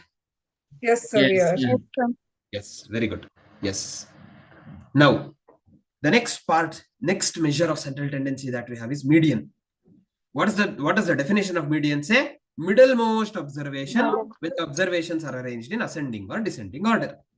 So, in case of raw data, just arrange them in ascending or descending order, preferably ascending, and identify the middlemost value. What if I get two middle values in case of even number of observations? Average.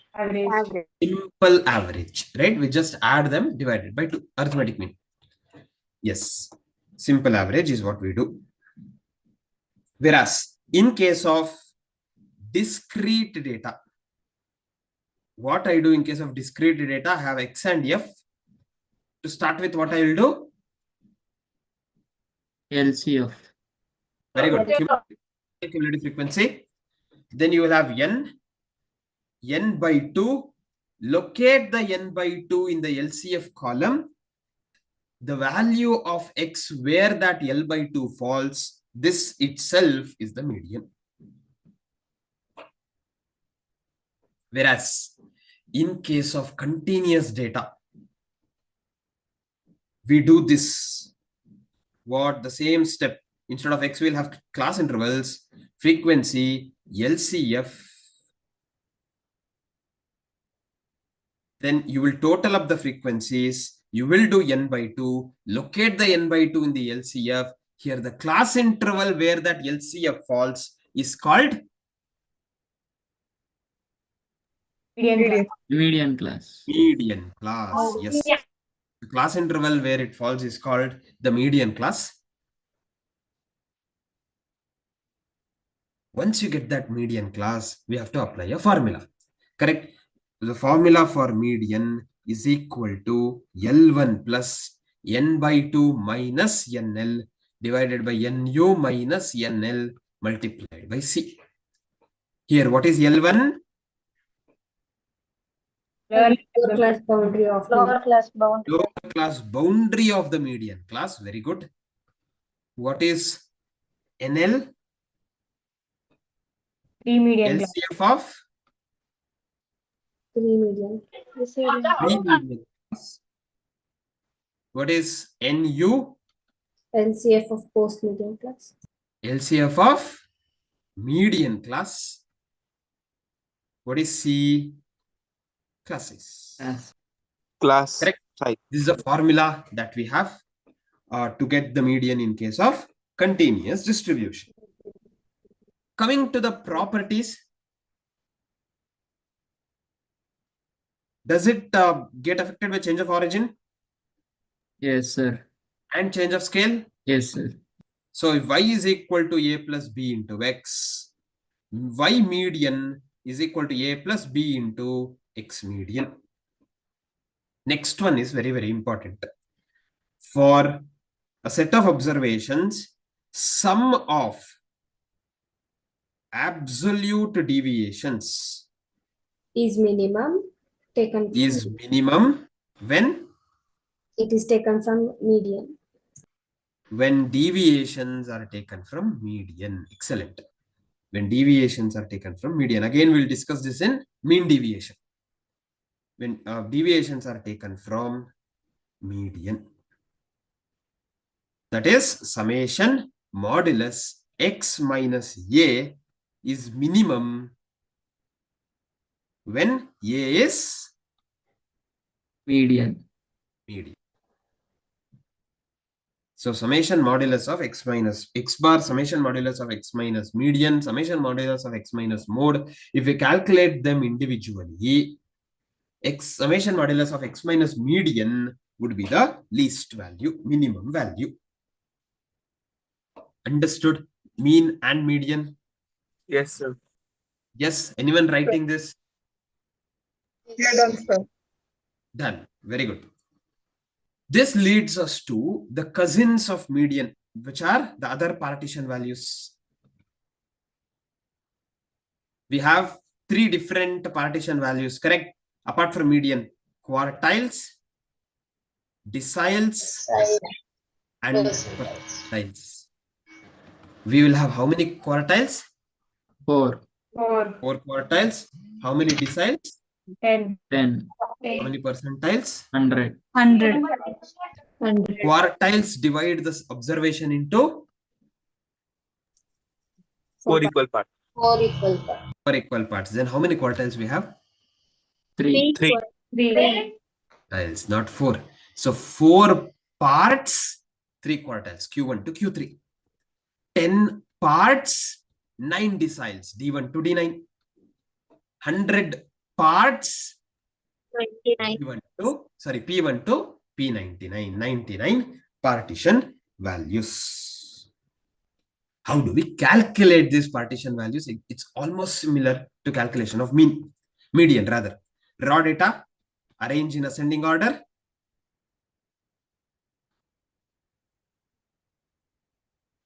Once you arrange it in ascending order, second, what do we do? Find out or locate n plus 1 into pth value in that sequence. N is the number of observation. P depends on what we want. If I want Q3, what would be the value of P? 3/4. Very good. If I want D7, 7/10. if 7 I by want 10. P64, 64/100. 64 by 100. Given. Accordingly, the P value changes.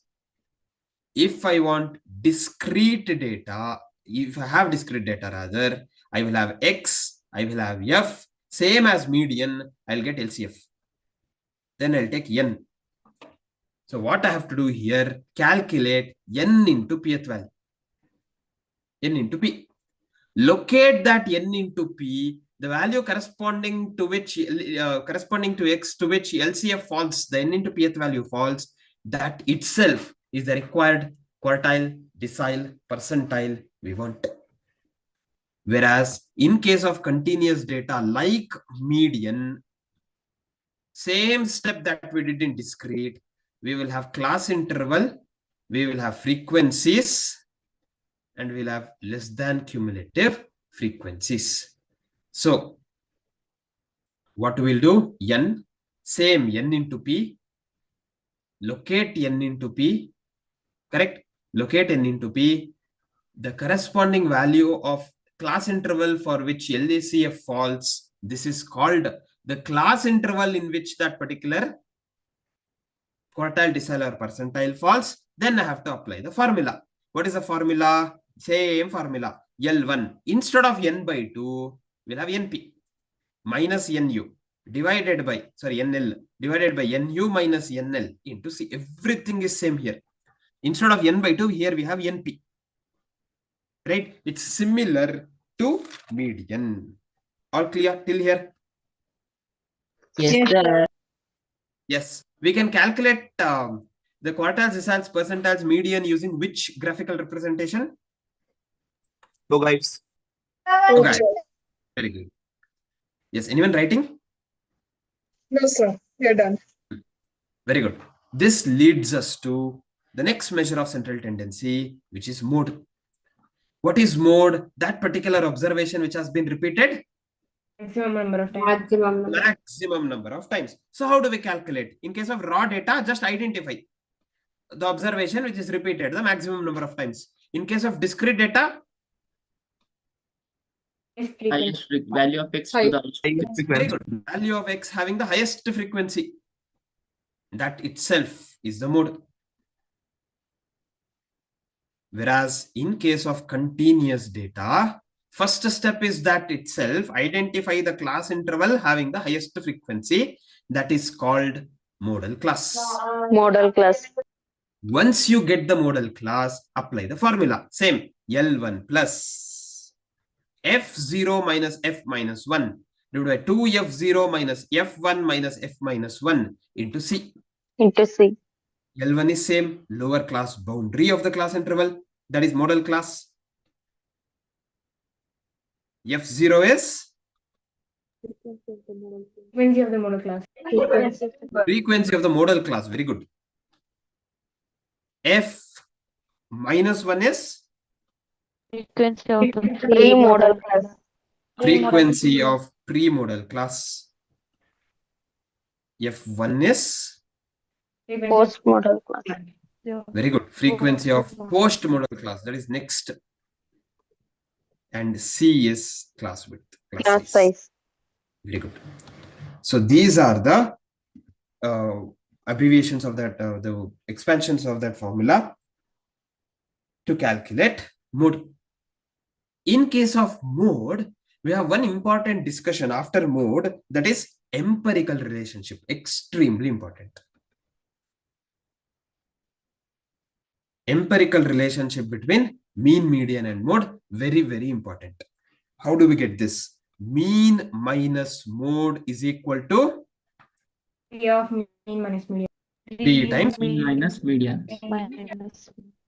or mode is equal to 3 minus 2 median. median minus 2. Everyone understanding? Yes, sir. Yes. That leads us to geometric mean. Geometric mean definition says nth root of the product of the observations. Correct? In case of raw data, what do we do? Just take the product, nth root. Product of the observations, nth root. Whereas in case of grouped, we will have x1 to the power f1 into x2 to the power f2 into x3 to the power f3 and so on. Capital N root. Capital N is sum of the frequencies. Okay. So because these computations are difficult, in examination, they might ask us simple, straightforward raw data with 4 values. If we have 4 values, how do I get the 4th root? Square root twice. Apart from that, properties is what they can focus on. Properties. First property says logarithm of geometric mean is arithmetic mean of logarithm of the observations. Logarithm of geometric mean is equal to summation log x by an arithmetic mean of logarithm of the observations. Second, if all the observations are constant k, then geometric mean is Okay. Then if z is equal to x into y, geometric mean of z is equal to Geometric mean of x into geometric mean of y. x into geometric mean of y. Similarly, if z is equal to x divided by y, geometric mean of z is equal to geometric mean of x divided by geometric mean of y. Geometric mean of x divided by geometric mean of y. Clear? Yes, anyone writing this? And 10 seconds, I will complete. Good.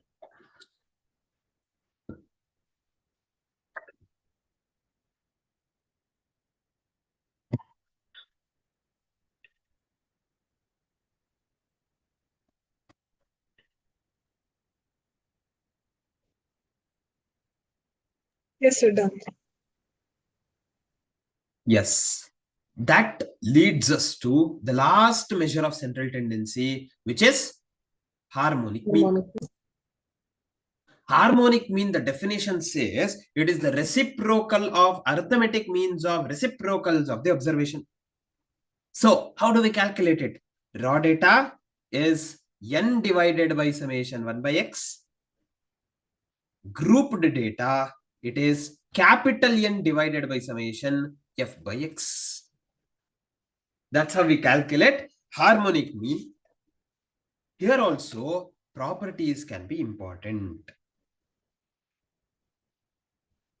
What are the properties that can be important? If all the observations are constant.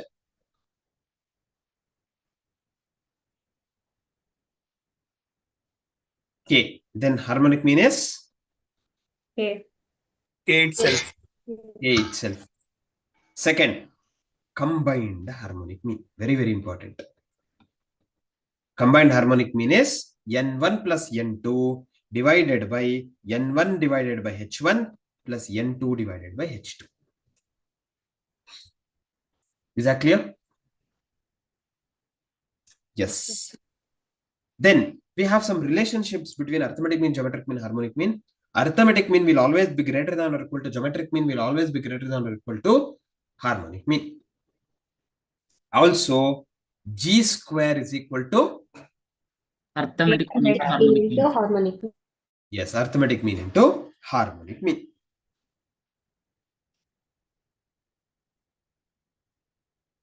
So which is the best measure of central tendency? Arithmetic mean. Arithmetic mean. Best measure of arithmetic mean because it is rigidly defined based on all the observations, easy to comprehend, simple to compute, amenable to mathematical properties. The only disadvantage arithmetic mean has is, out of that 6 criteria, Sampling fluctuation. sampling fluctuations, extreme observations. Right? That's the only disadvantage that arithmetic mean has. Affected by sampling fluctuations. And if there is open-ended class interval, arithmetic mean cannot be calculated. So which is the best measure for open-ended? Median. Median. This can be asked. Best measure for open-ended is median. Median also is rigidly defined, easy to comprehend and compute. But disadvantage of median is It is not on all the Based on all observations. it's not based on all the observations. However, it is not affected by extreme observations. Correct? Sampling fluctuations, extreme observations. Then mode, again, same. It's a popular measure. However, there are cases where mode remains undefined. There can be no mode at all for a set. Or there can be more than one mode. Bimodal, unimodal, trimodal, right? Different types of distributions we have discussed.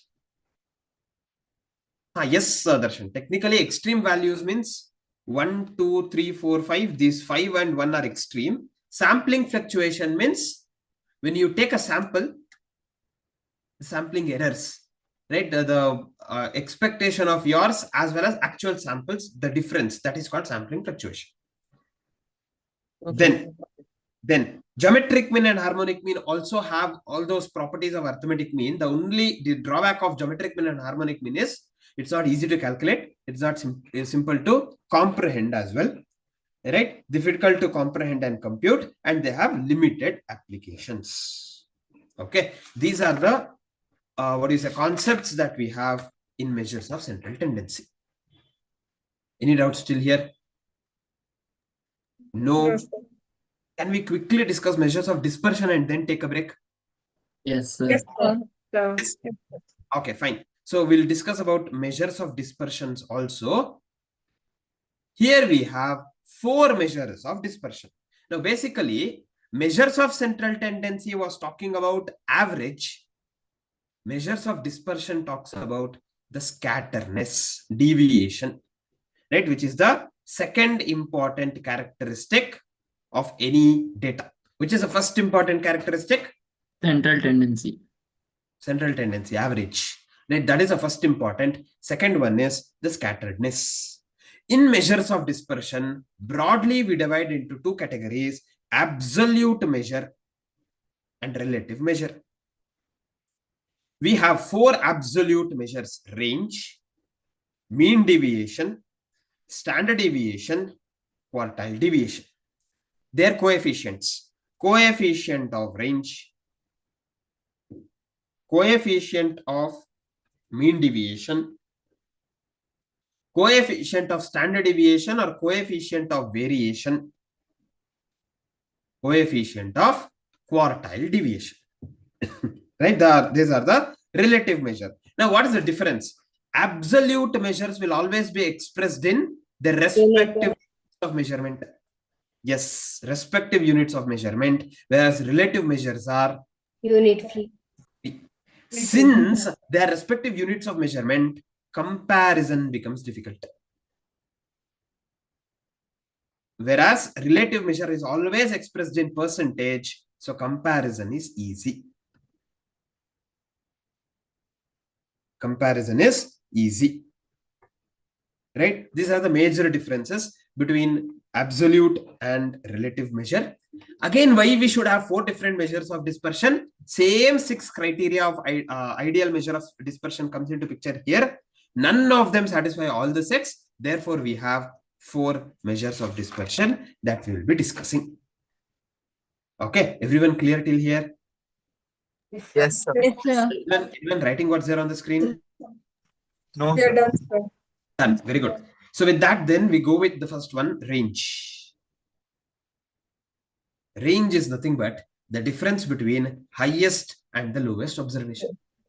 So identify the highest, identify the lowest difference. That's the range. How do I get the coefficient of range? Highest minus lowest by highest plus lowest. Into 100. Very good. Very good. H minus L by H plus L into 100. If it is grouped data, how do I get the lowest value? Class intervals, continuous. LCL minus Lower class Boundary. first class. Lower class boundary, not lower class limit. Lower class boundary of the first class interval. Highest value would be the upper class boundary of last class the interval. last class interval. Upper class boundary of the last class interval. Similarly, coming to the properties, if all the observations are constant k, what would be range? 0. Very good. There's no deviation at all. Range is 0. Does range get affected by change of origin? No, sir. No. No. Does it get affected by change of scale? Yes, Yeah. sir. Yes. Therefore, if y is equal to a plus b into x, range of y will be Modulus of b into range of x. modulus of b into range of x.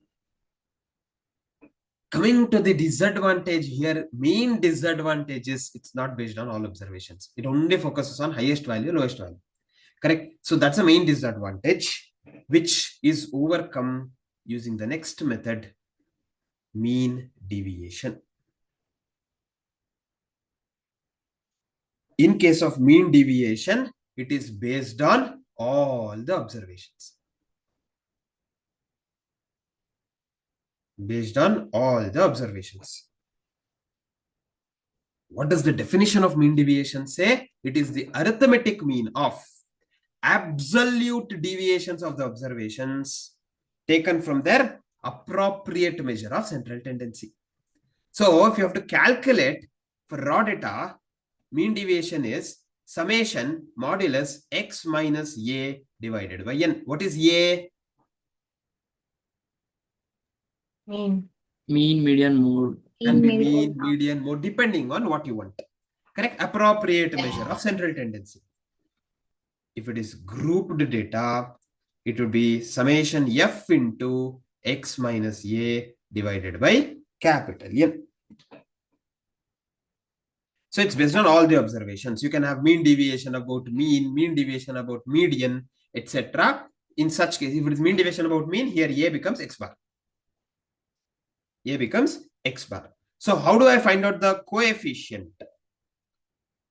Mean deviation of a divided by a into 100. Very good. Mean deviation, whatever we found of a, divided by that a appropriate measure into 100. When will the mean deviation be minimum? Please. The median. deviations are taken from median. Yes. Mean deviation from median is always minimum.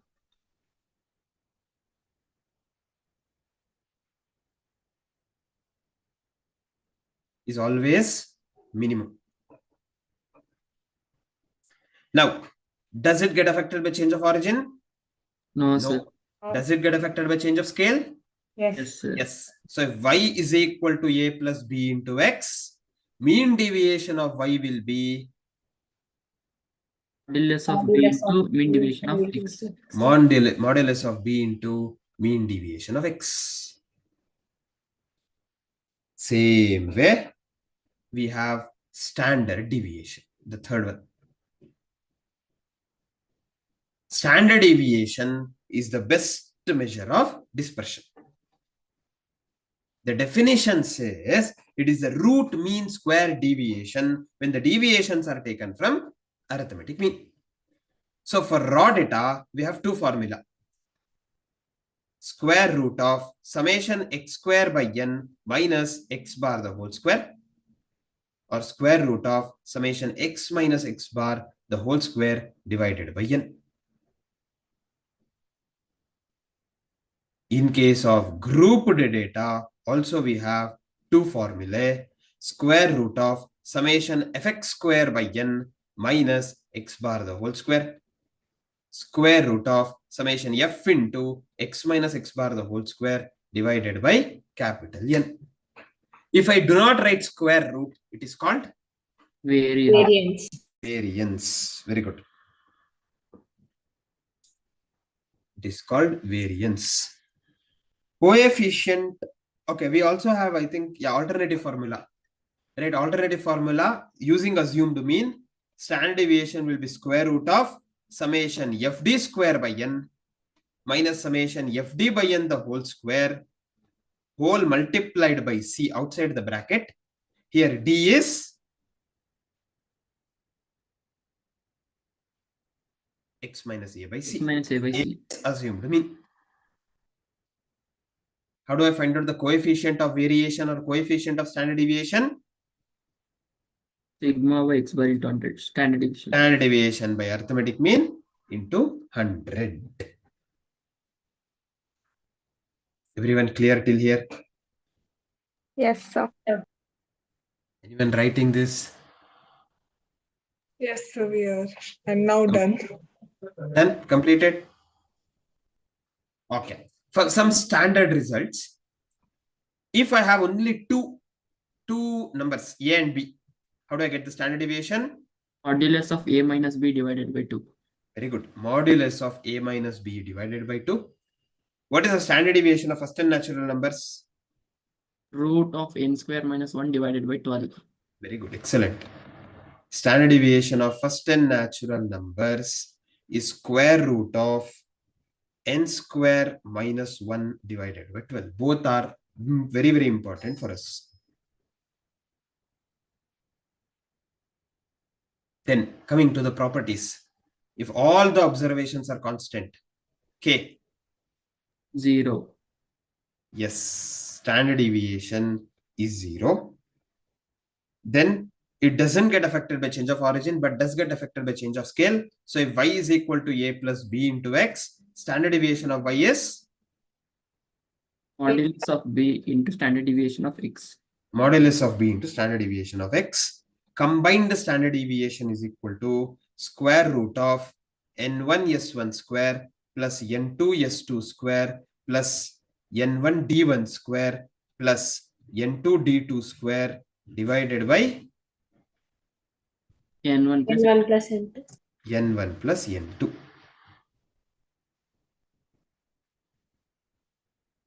Divided by n1 plus n2. Wherein d1 is equal to X bar 1 minus X bar. x bar 1 minus x bar. d2 is equal to x bar 2 minus x bar. What is x bar here? Combined arithmetic. arithmetic. Combined arithmetic.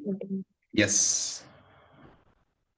If x1 bar is equal to x2 bar, then combined arithmetic mean is also equal, then D1 and D2 will be 0. In that case, combined standard deviation would be just N1 S1 square plus N2 S2 square divided by N1 plus N2. Because D1 and D2 are 0.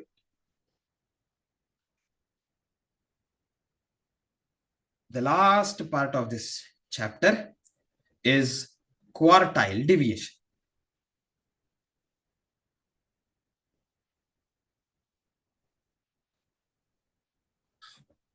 Quartile deviation. Now, what is quartile deviation? Also called as semi-interquartile range. So they need not ask you quartile deviation. They can say semi-interquartile range in the exams. Okay, that is also possible.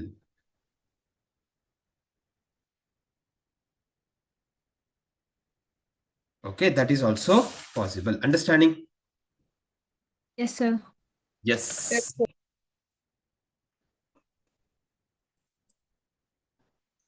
Then semi-interquartile range. What happens in semi-interquartile range? How do I calculate quartile deviation? Q3 minus Q. Q3 minus Q3 minus Q1 by 2. How do I get coefficient of quartile deviation? Q3 minus Q3 Q1 divided by 3 plus Q1. divided by Into Q3 plus Q1. 200. Very good. That is coefficient of quartile deviation. Quartile deviation provides best measure of dispersion for which kind of open-end class. open-ended class intervals. Quartile deviation is the best measure that can be asked in the exams. It doesn't get affected by change of origin, change of scale. Therefore, if y is equal to a plus b into x, quartile deviation of y is modulus of b into quartile deviation of x. Are we clear? Yes. This is about measures of central tendency and measures of dispersion. Okay, so we have discussed 2 chapters in statistics. Now, what are we supposed to do is solve problems on that, right? So we will do it. We will solve problems on that. Before that, we'll take a break. Okay, can we all come back at 8:15? Yes, sir. Yes, sir. Yes, we'll continue at 8:15 solving problems. Okay, maximum number of problems possible. Yeah, we'll continue after the break.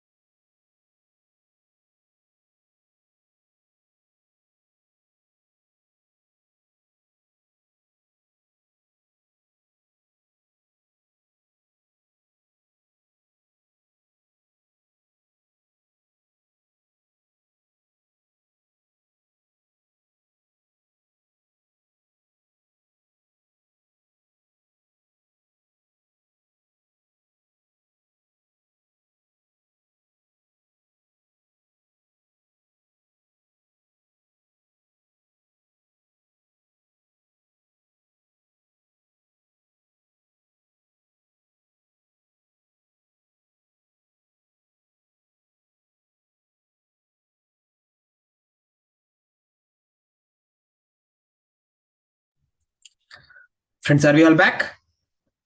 Yes, sir. Yes. Yes, sir. Yes. Okay, fine then. So we'll continue with that discussion. We'll go to the material. Can we all come to page number 93 in your revision material? We have MTP May series 2, their question number 61.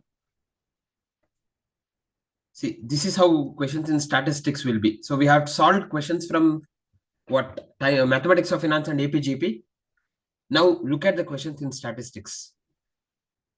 61st question: when data are classified in respect of successive time points. Chronological data, yes. So time based on time frame, chronological. For this, what we have to know? The concepts. That's all. Right? If you know the concepts, easily we can answer. Veeradarshini, you had something, or it was by mistake? No, sir, by mistake. Mistake. Oh, no problem. Next one. The following data related to incomes of 86 persons. What is the percentage of persons earning more than 1,500?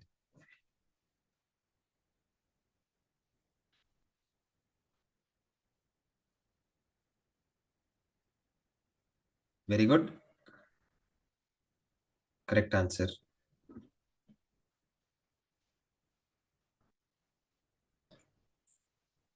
Correct. Correct. Very good.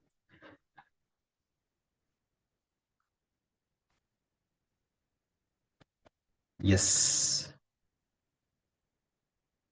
Yes, correct.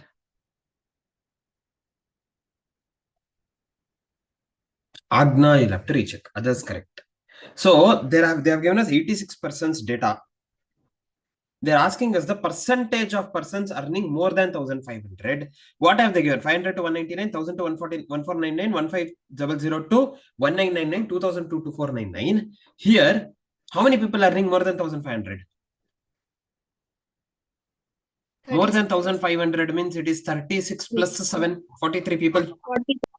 It's the cumulative frequency that they're asking us. So out of 86 people, 43 people are earning more than 1,500. 50%.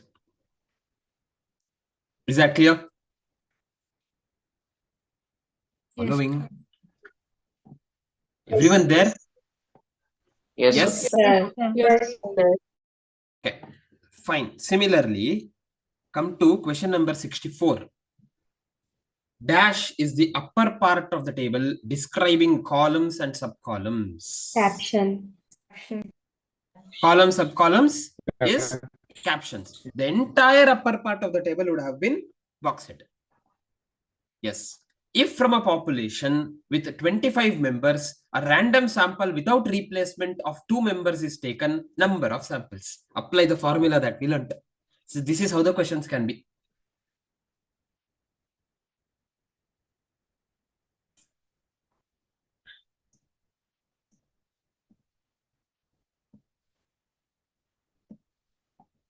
Very good.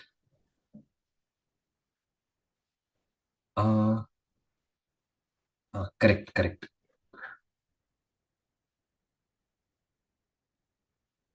Darshan, you'll have to recheck. If the answer, if that is for this one, then you have to recheck. Sumukha also, you have to recheck. If it is for 65th question. Sanjana P, you have to recheck. Others correct. So if it is without replacement, what is the formula? Capital N. NCN. Correct. NCN. Here population is 25 members. Sample of 2. 25. C2. 25 into 24 divided by 2. 2 ones are 2 12s are 25 into 12. 300. 300 is the number of samples you can take. Are we clear? Yes. Same way. 24. How? 24. Okay, this is simplification, Priyadarshini. 25C2 is n factorial by n minus r factorial into r factorial, correct? That's a formula. So 25 factorial divided by 25 minus 2 factorial into 2 factorial. 25 factorial can written as 25 into 24 into 23 factorial divided by 25 minus 2 is 23 factorial. 2 factorial is 2. 23 factorial gets cancelled. What remains? 25 by 24, 25 into 24 by 2. That's what we did directly. 25 into 24 by 2. How did we do it? So since we have 25C2, we have 2 here, expand 2. That is 25 into 24. Stop at the next number. Divided by, what is 2 factorial? 2. Thanks. Okay, that's a simple way, or rather a quicker way of solving combination problems. Okay. Yes. Yeah. Yes. So we'll come to standard error a little later. Come to 67. Which of the following measures of central tendency is based on only 50% of the central values? Median. Median. Median. Very good. Central values is what is focused in median. Calculate the median for the following. 9. Calculate.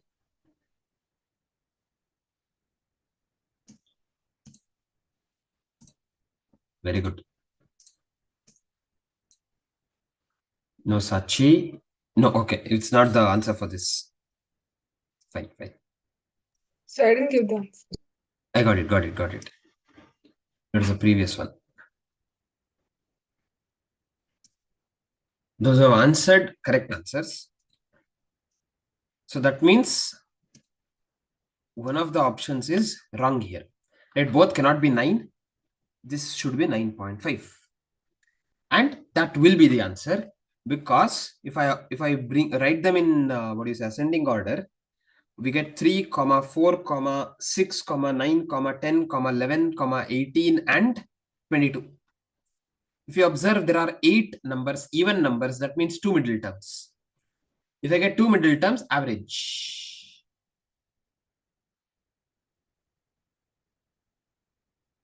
Are we clear? Yes, sir.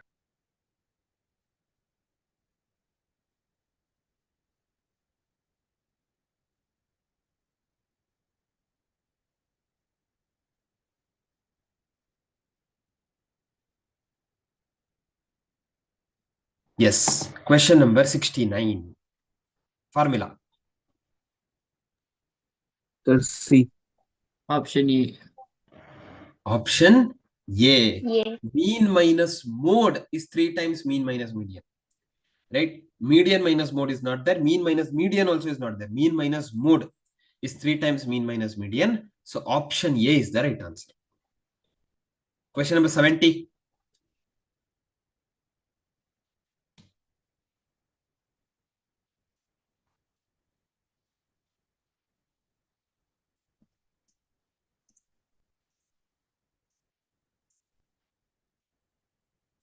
Correct.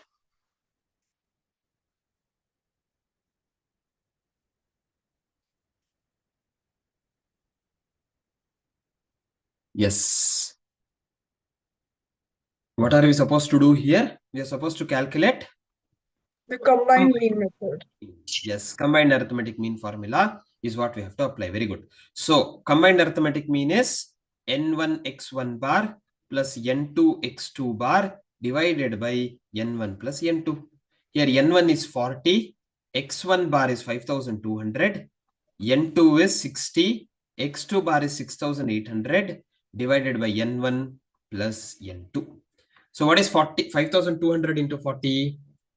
2,08,000. 2,08,000. 6,800 into 60 4,08,000. divided by 100. So 6,16,000 by 100, you get 6160.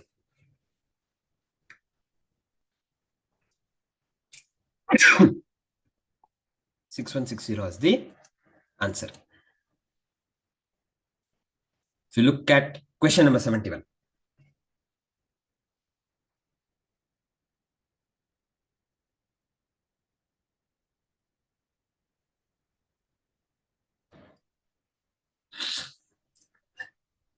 Okay, anyhow, this is not related to this chapter, We'll discuss when we discuss theoretical distribution. Yes, this is quartile deviation of normal distribution. Correct? So not related to this chapter. Calculate 72. 72 is related to this chapter. Straightforward question.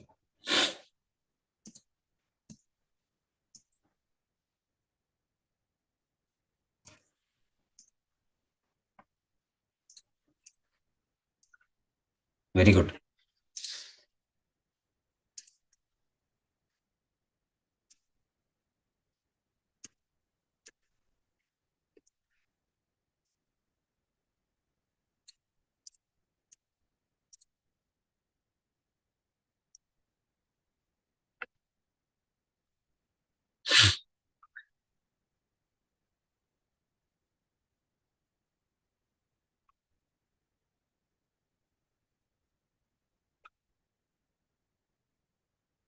Correct answers. Very good. Now, what are they asking us? Coefficient of range. Coefficient of range formula we have discussed, we have learnt. Highest minus lowest divided by highest plus lowest into 100. So I have to find out the highest value here. What is the highest one? 90, 90. Very good. Which is the lowest? 60, 60. So 90 minus 60 divided by 90 plus 60 into 100. 30 divided by 150 into 100. 20. 20. Very good. 20%. It should be 20%. So 20% is the answer. So they might have given you rupees 20 and 20. Answer would be 20, not rupees 20, because coefficient of range is relative measure free from units. Free from units. Okay, that's one point that we have to keep in mind. Come to question number 73. Third decile for the following numbers.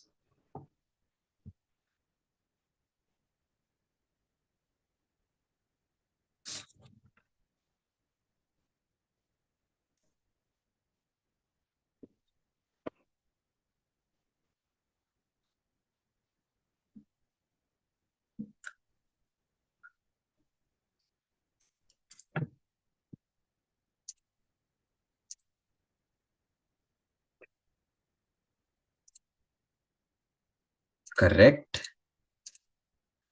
Right answers. Perfect. Yes.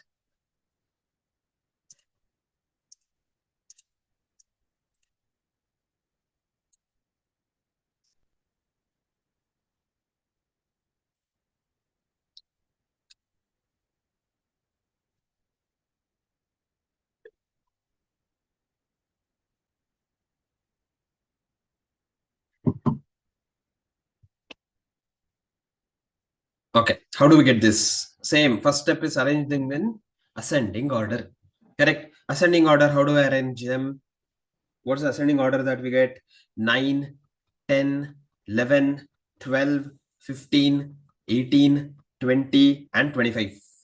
This is the ascending order that we get. From that, third decile means n plus 1 into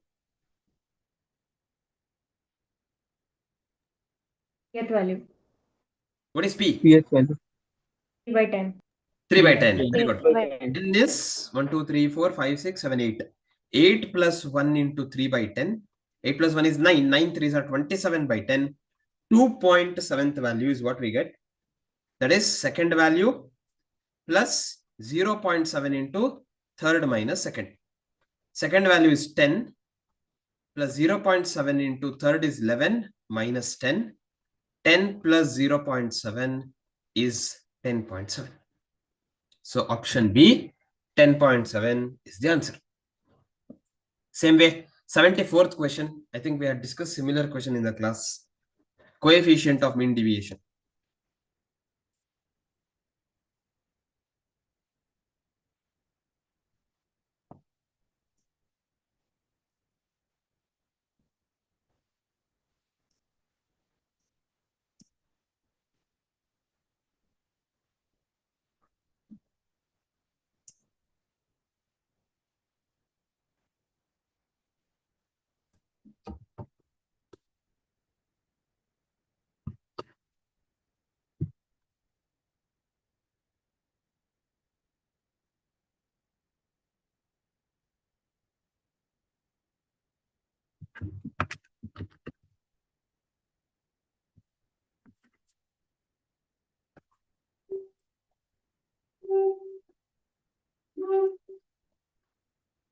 Yes, we'll discuss this.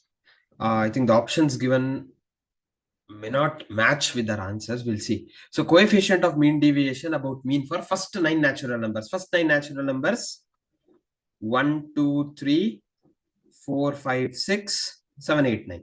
They're asking coefficient of mean deviation about mean. So mean deviation about mean, if we want, first I want mean, x bar. Summation x by n. What is summation x? 45.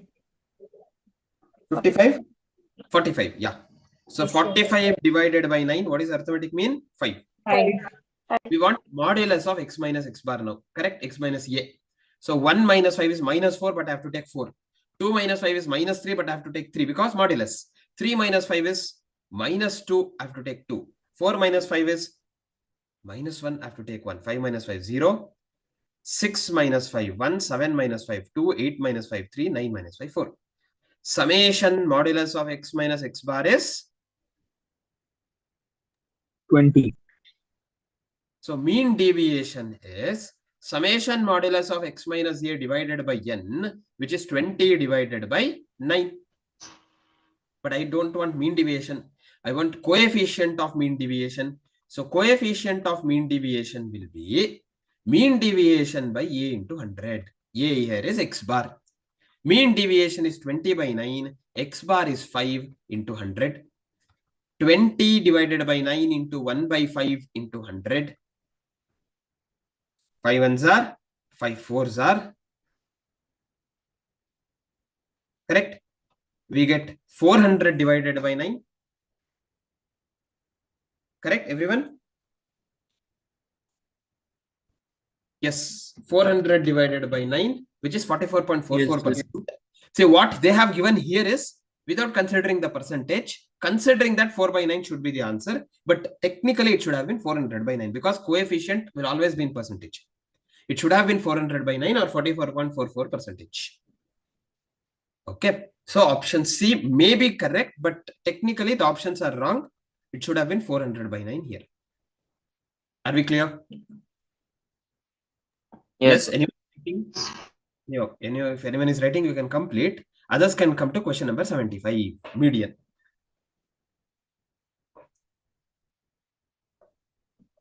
Again, this is straightforward.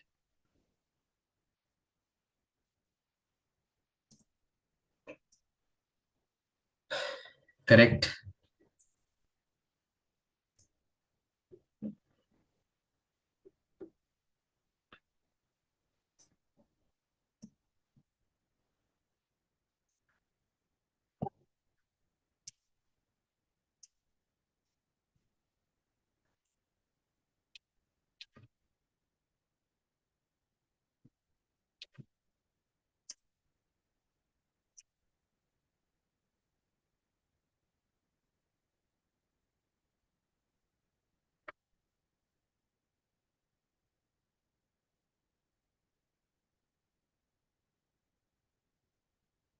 Okay, fine. We'll discuss the answer for this. So in case of median, what are we supposed to do? We are supposed to arrange it in ascending order. So what is the ascending order that we get here? 26, 27, 30, 37, 42, 44, and 51. 51. Perfect. So middlemost value, this is odd number. So we have only one middle value, 37 is the answer. Okay. I think one of our friends have got 44. We have not arranged it in ascending order. Directly we have done the middlemost value. No, that is wrong. Arrangement of ascending order is the first step in median. Next question. Again, combine the mean weight. Straightforward question. Apply the formula, get the answer.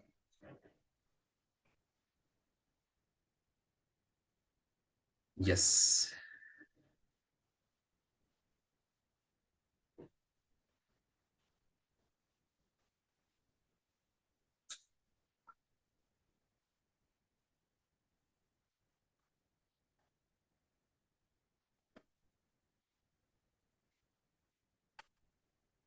Yes. How do we get this?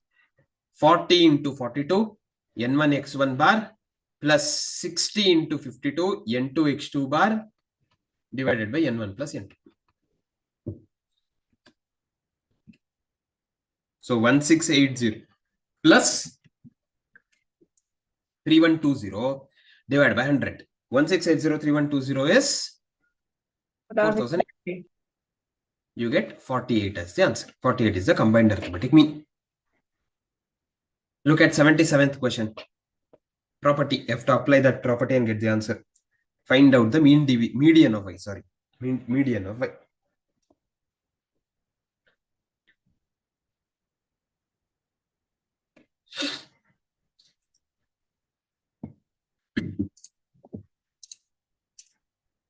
Correct.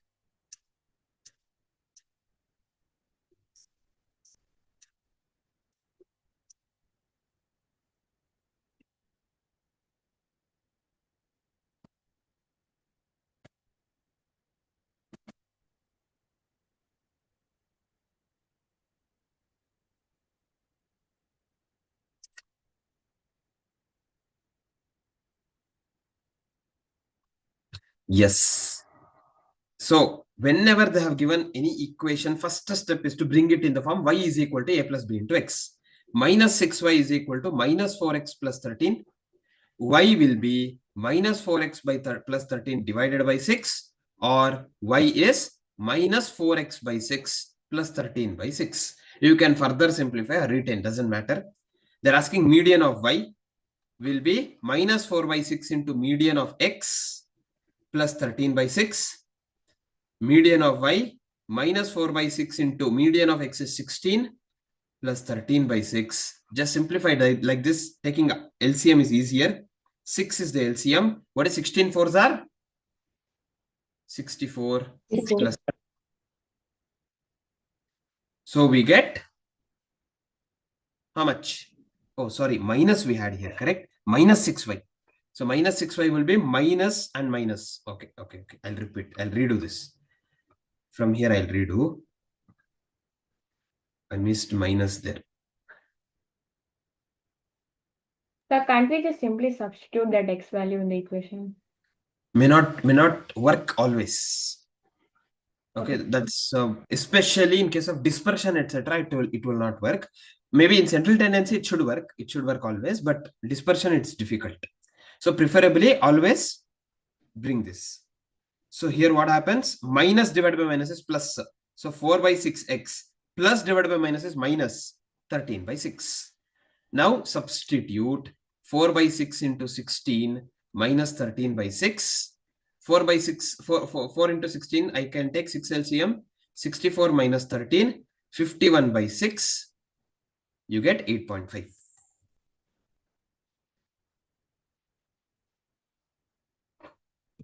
Done?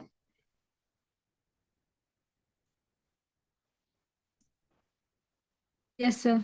Yes. Come to question number 78. Quartile deviation you have to find out using that same relationship.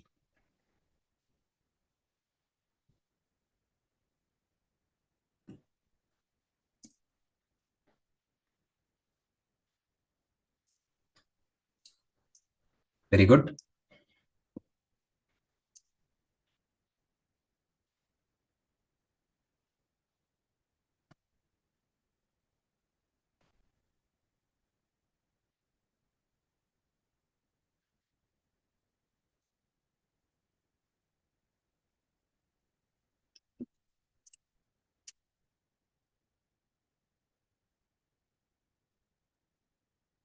No, Kripa, you have to recheck, I think.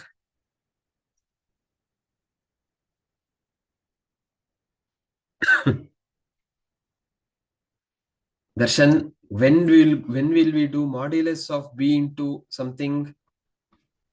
We will do that only in case of measures of dispersion. For measures of central tendency, y is equal to a plus b into x. It's always y bar, y median, y mode, everything. It's always the same. Y bar is equal to a plus b. Yeah. Yes. So same thing. 3x plus 6y is equal to 20. First bring 6y is equal to minus 3x plus 20. y is equal to minus 3x plus 20 divided by 6. Y is minus 3 by 6x plus 20 by 6. What is the value of b? Minus 3 by 6. So, quartile deviation of y is modulus of b into quartile deviation of x. If b is minus 3 by 6, modulus of b is 3 by 6, quartile deviation of x is 8. 3 ones are 3 twos are 2 ones are 2 fours are 4 is the answer. 4 is the quartile deviation. Same way, question number 79. Find D6.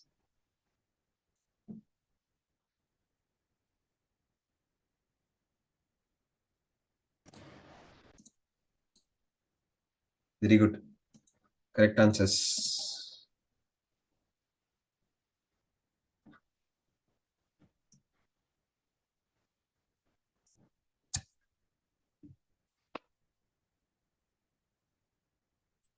How are we calculating D6? First, you have to do arrange in ascending order. How do I get the ascending order? 4, 5, 6, 7, 9, 10, 14, 15, 18, and 20. D6 n plus 1 into 6 by 10. 6 by 10. Very good. 1, 2, 3, 4, 5, 6, 7, 8, 9, 10. So 10 plus 1 into 6 by 10. 11 into 6, 66 by 10, 6.6. So sixth value plus 0.6 into 7th minus 6th. Sixth value is 10 plus 0.6 into 7th is 14 minus 10. 10 plus 0.6 into 4, 10 plus 2.4, 12.4. Option B, 12.4 is the answer. Everyone clear? Yes, sir. Yes, sir. Can we all come to question number 84? Arithmetic mean between two numbers is 34. Geometric mean is 16. The numbers are easy.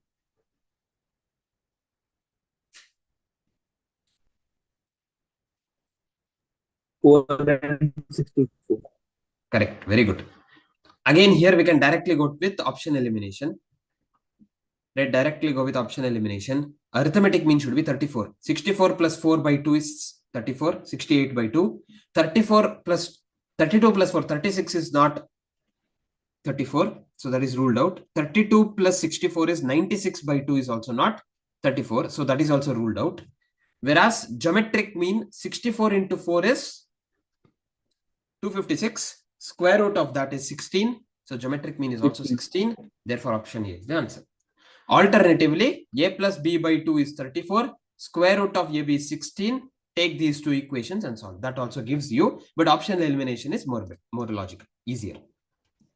Okay, so this is series 2, May 24. Similarly, come to page number 116.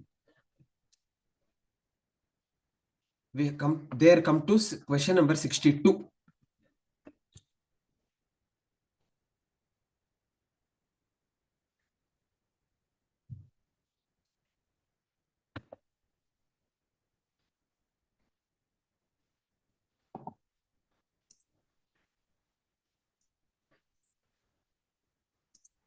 Very good.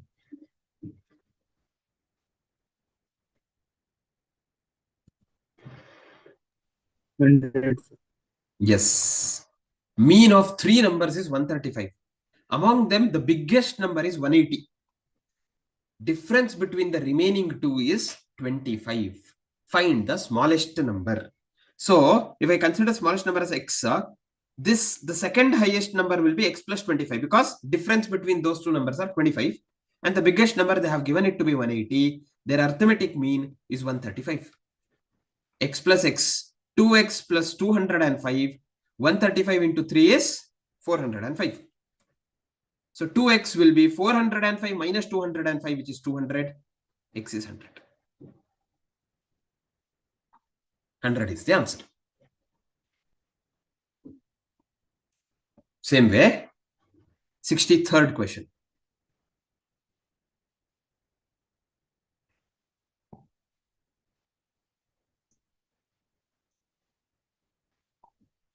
Correct. Correct.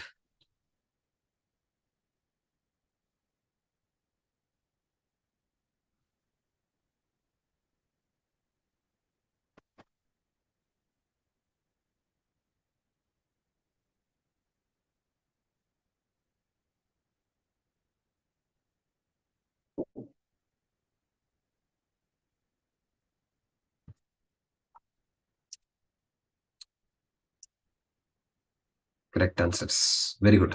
Okay. So what are they trying to tell here? There are 1,000 people. Out of 1,000 people, 40% are female. So can I say females are 40%, which is 400, then balance will be males 600. 600. In a marriage function, 300 persons enjoyed the song. So out of that 1,000, 300 people enjoyed the song. 30% of the people who did not enjoy the song were female. So if 300 enjoyed the song, how many did not enjoy?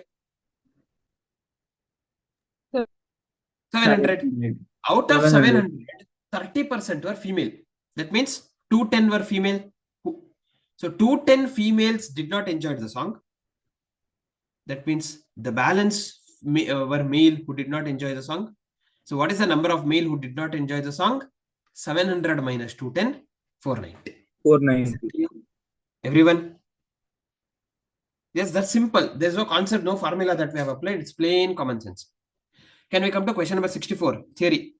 Tabular presentation of data stubs is Left part of the table which provides Yes. the left part of the table which provides description of the rows. That's all. Straightforward. See, for open-ended classification, which of the following is the best measure of central tendency? Option C. Median. Median. Very good. In case of even number of observations, which of the following is median? the sample average of Simple these average of Average of Simple average of two middle. Because even numbers, we get two middlemost values. Two middlemost values. Take the average, simple average. Right? We don't assign any weights there. So simple average of the two middle values. Non-probability sampling is also called as Option Purpose C. of judgment. Judgment, sir. Purpose for judgmental such search. questions will be asked. Such questions will be asked in the exams. Okay, trust me. Purposive or judgment, easily we can score marks. 68.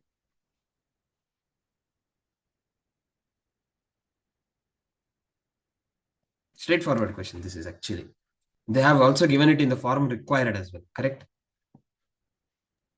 37. Yeah.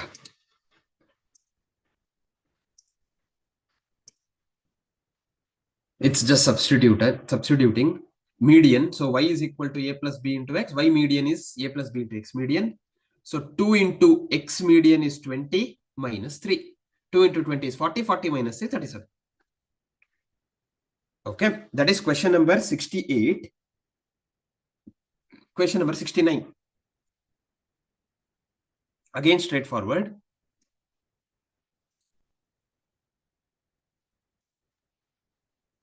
So minus 27. Correct. 2u plus v plus 7 equals 0 is the relationship. They have given arithmetic mean of u. They're asking arithmetic mean of v. So v is equal to, if I send 2u and 7 the other side, minus 2u minus 7. Arithmetic mean of v bar is equal to minus 2 into u bar minus 7. Correct? Same property. Minus 2 into u bar is 10. Minus 7. Minus 2 into 10 is minus 20. Minus 7. Minus 27. It's the answer. Did everyone understand? Yes, sir. Yes. Come to question number 70. Appropriate measure of dispersion for open-ended class. Option C. Quartile division. Quartile division. Very good. Yes, 71st question. If range of x and range of y denote ranges of x and y respectively, where x and y are related by 3x plus 2y plus 10 equals 0, what would be the relationship between x and y? 3rx equals to 2ry. Yes, that's the right answer. It's again same plain that property that we have discussed. Apply that property. We know range of y is equal to modulus of b into range of x. So find out the b value here. How do I find the b value? Bring it into y is equal to a plus b into x form. 3x plus 2y plus 10 equals 0. 2y is equal to minus 3x minus 10. Y will be minus 3x minus 10 divided by 2. So y is minus 3 by 2x minus 10 by 2. Further simplification not required for us. What is the value of b? Minus 3 by 2. Am I audible? Yes, sir. Yes, sir. The value of b is minus 3 by 2. So range of y is modulus of b, that is 3 by 2 into range of x. Send to the other side. 2 times range of y is 3 times range of x. Look at the option. We have ulta. 2 times range of x is 3 times range of y. Looking at 2 and 3, we will take this. That is the reason they have given that. Okay. 3 times range of x is 2 times range of y. 3 times range of x is 2 times range of y. Option C is the answer. Everyone? Yes. Move on to question number 72. Again, same standard deviation of x, standard deviation of y is what we have to find out. Correct. Correct. So 6. Yes.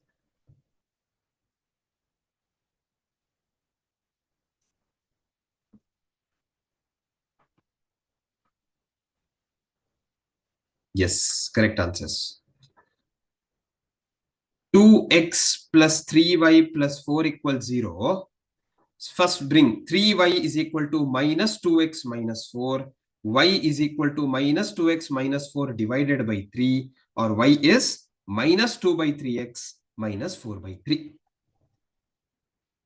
Then what is the value of b? Minus 2 by 3. We know Minus 2 standard by- deviation of y is modulus of b into standard deviation of x. B is 2 by 3. Standard deviation of x is 9. 3 ones are 3 threes are 2 into 3. 6 is the standard deviation of y. Same way, you can come to question number 73. They have given quartiles. You have to find out quartile deviation. Straightforward again.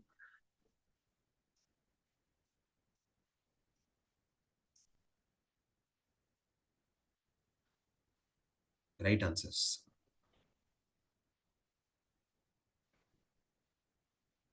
What is the formula for quartile deviation?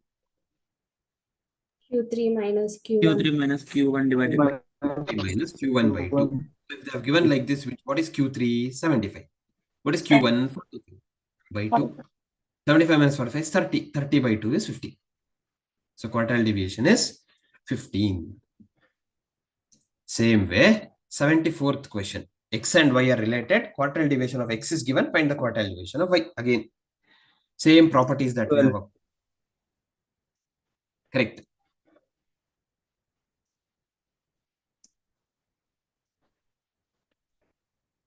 Yeah, since it's the same property, we'll just discuss. 3x plus 4y equals 20. 4y equals minus 3x plus 20.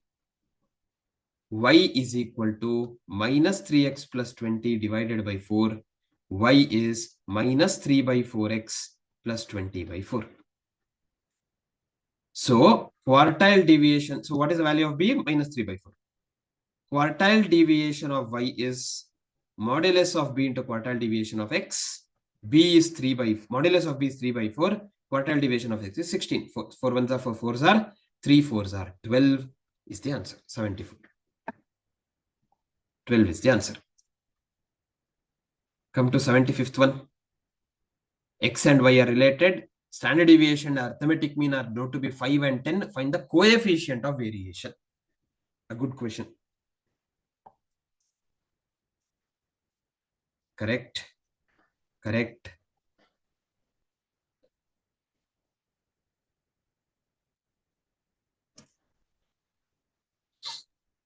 So 40. Right. So if x and y are related as y is equal to 2x plus y, they have given us standard deviation of x as 5, arithmetic mean of x as 10. They're asking coefficient of variation of y. Coefficient of variation of y is standard deviation of y by y bar into 100. So we want both. How do I find out y bar? Y bar is equal to a plus b into x. So 2 into x bar plus 5. 2 into x bar is 10 plus 5. 20 plus 5, 25. Standard deviation of y is modulus of b into standard deviation of x. B is 2. Modulus of b is also 2. Standard deviation of x is 5. 2 5s are 10. So, standard deviation of y is 10. Y bar is 25 into 100, 40. 40 is the answer. All clear? Yes. Yes. That's it. Okay, in this paper, these are the questions that we have. Can we quickly go to one more paper? Page number 137. Page number 137, question number 61. Find the number of observations between 250 and 300. They have given more than. Can you repeat the page number? Page number 137.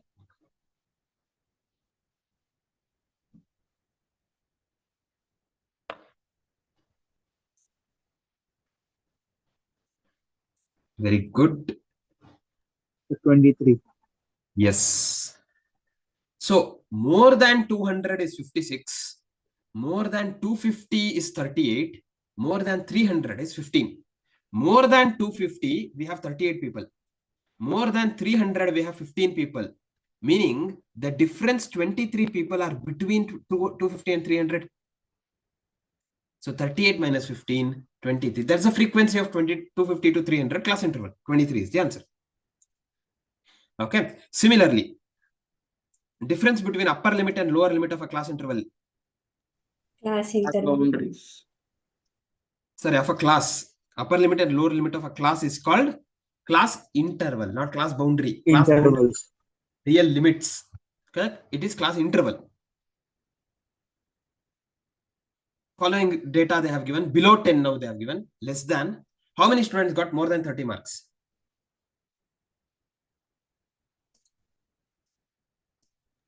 Correct. 35, sir. Yes. So we all know that there are 100 people total, because below 50 is 100 means total aggregate is 100. Out of that, below 30, if it is 65 people, how many people will be getting more than 30? 100 minus 65. 35 people. 35 people have got more than 30 marks. Median of a distribution can be obtained from Less than typography. Less than Yes. type. Less than typography. For an open-ended classification, which is the best measure? Same, we have already discussed. Median. This also we have already discussed. Even number of observation, which is the median? Simple average. We'll Sir, come to questions standard are error. repeated. Sorry? All the questions are repeated from Repeated. Okay. Then we have already solved all this. Two variables x and y are given by 2x minus 3. Yes, we have already solved this. Relationship, same, minus 27. We have already solved. Appropriate measure for open-ended. Yes. Mean deviation. No. Quartile deviation. 3x plus 2y plus 10. 3rx is equal to 2ry, which we have already discussed. 2x plus 3y plus 4 equals 0. Standard deviation of x is 9. Standard deviation of y is 6. We have already solved. 45, 52, 75, we have done it. Then 15 we got. 3x plus 4y, quartile deviation of 16. Yes. X and y are related. Okay, it's exactly the same. Okay, same questions. That's all. Okay, fine then. So we have, this completes our discussion on what? The first two chapters. Right? So what all we have discussed? Mathematics of finance, APGP, and the first two chapters of statistics. Okay, so these will constitute around 37, 35, 36 to 38 marks from our examination perspective. Okay, so around 38% of the discussions is completed. We have to, again, we'll get 2 more days time. 2 more days time, because next class is Thursday evening, 6 o'clock. So before that, we have to be thorough with this entire discussion. 40% of the syllabus complete. Plus focus on or read through logical reasoning. Okay, go through logical reasoning, because in the next class, we'll be discussing logical reasoning. Okay, we'll solve questions with regard to logical reasoning, and then subsequent classes, we can discuss the next concepts. Are we clear? Yes, sir. Yes, sir. Yes. Any doubts still here? No, sir. No? No, sir. Everyone understanding? Following? Yes, sir. Yes. Okay, fine then. So we'll stop for the day. We will continue with logical reasoning in the next class. Okay, prepare, focus, utilize the time that you have, right? The most of it. At the end of the day, it's just a matter of another 1 month, just number of days more, 1 week extra apart from 1 month. So you can say 40 days, another 40 days. Put in your efforts. You need not open your foundation books later. Correct? So take that as motivation. I understand it's difficult. It's not so easy, right? It's definitely not easy, but it is required. Okay. So you should have that motivation. You have to just think whenever you might feel down at particular point in time. Why I am doing all this? Your friends might be enjoying watching movies, etc. I understand. But every time, whenever such thoughts come into your mind, just remember somewhere around end of October, first week of November, the results will be out. You'll be seeing your results successful. When it comes, that is what we are working for. Correct? So focus, work for the examination. Definitely, it will happen. Okay, nothing to worry about. Don't panic. Don't get tensed, etc. But same way, don't get too relaxed as well. Okay, so have that balanced state of mind. That is what is required. Fine. So we'll continue in the next class. This. Thank you. Thank you, sir. Bye, sir. Yes, sir. Bye, sir. Thank you so much.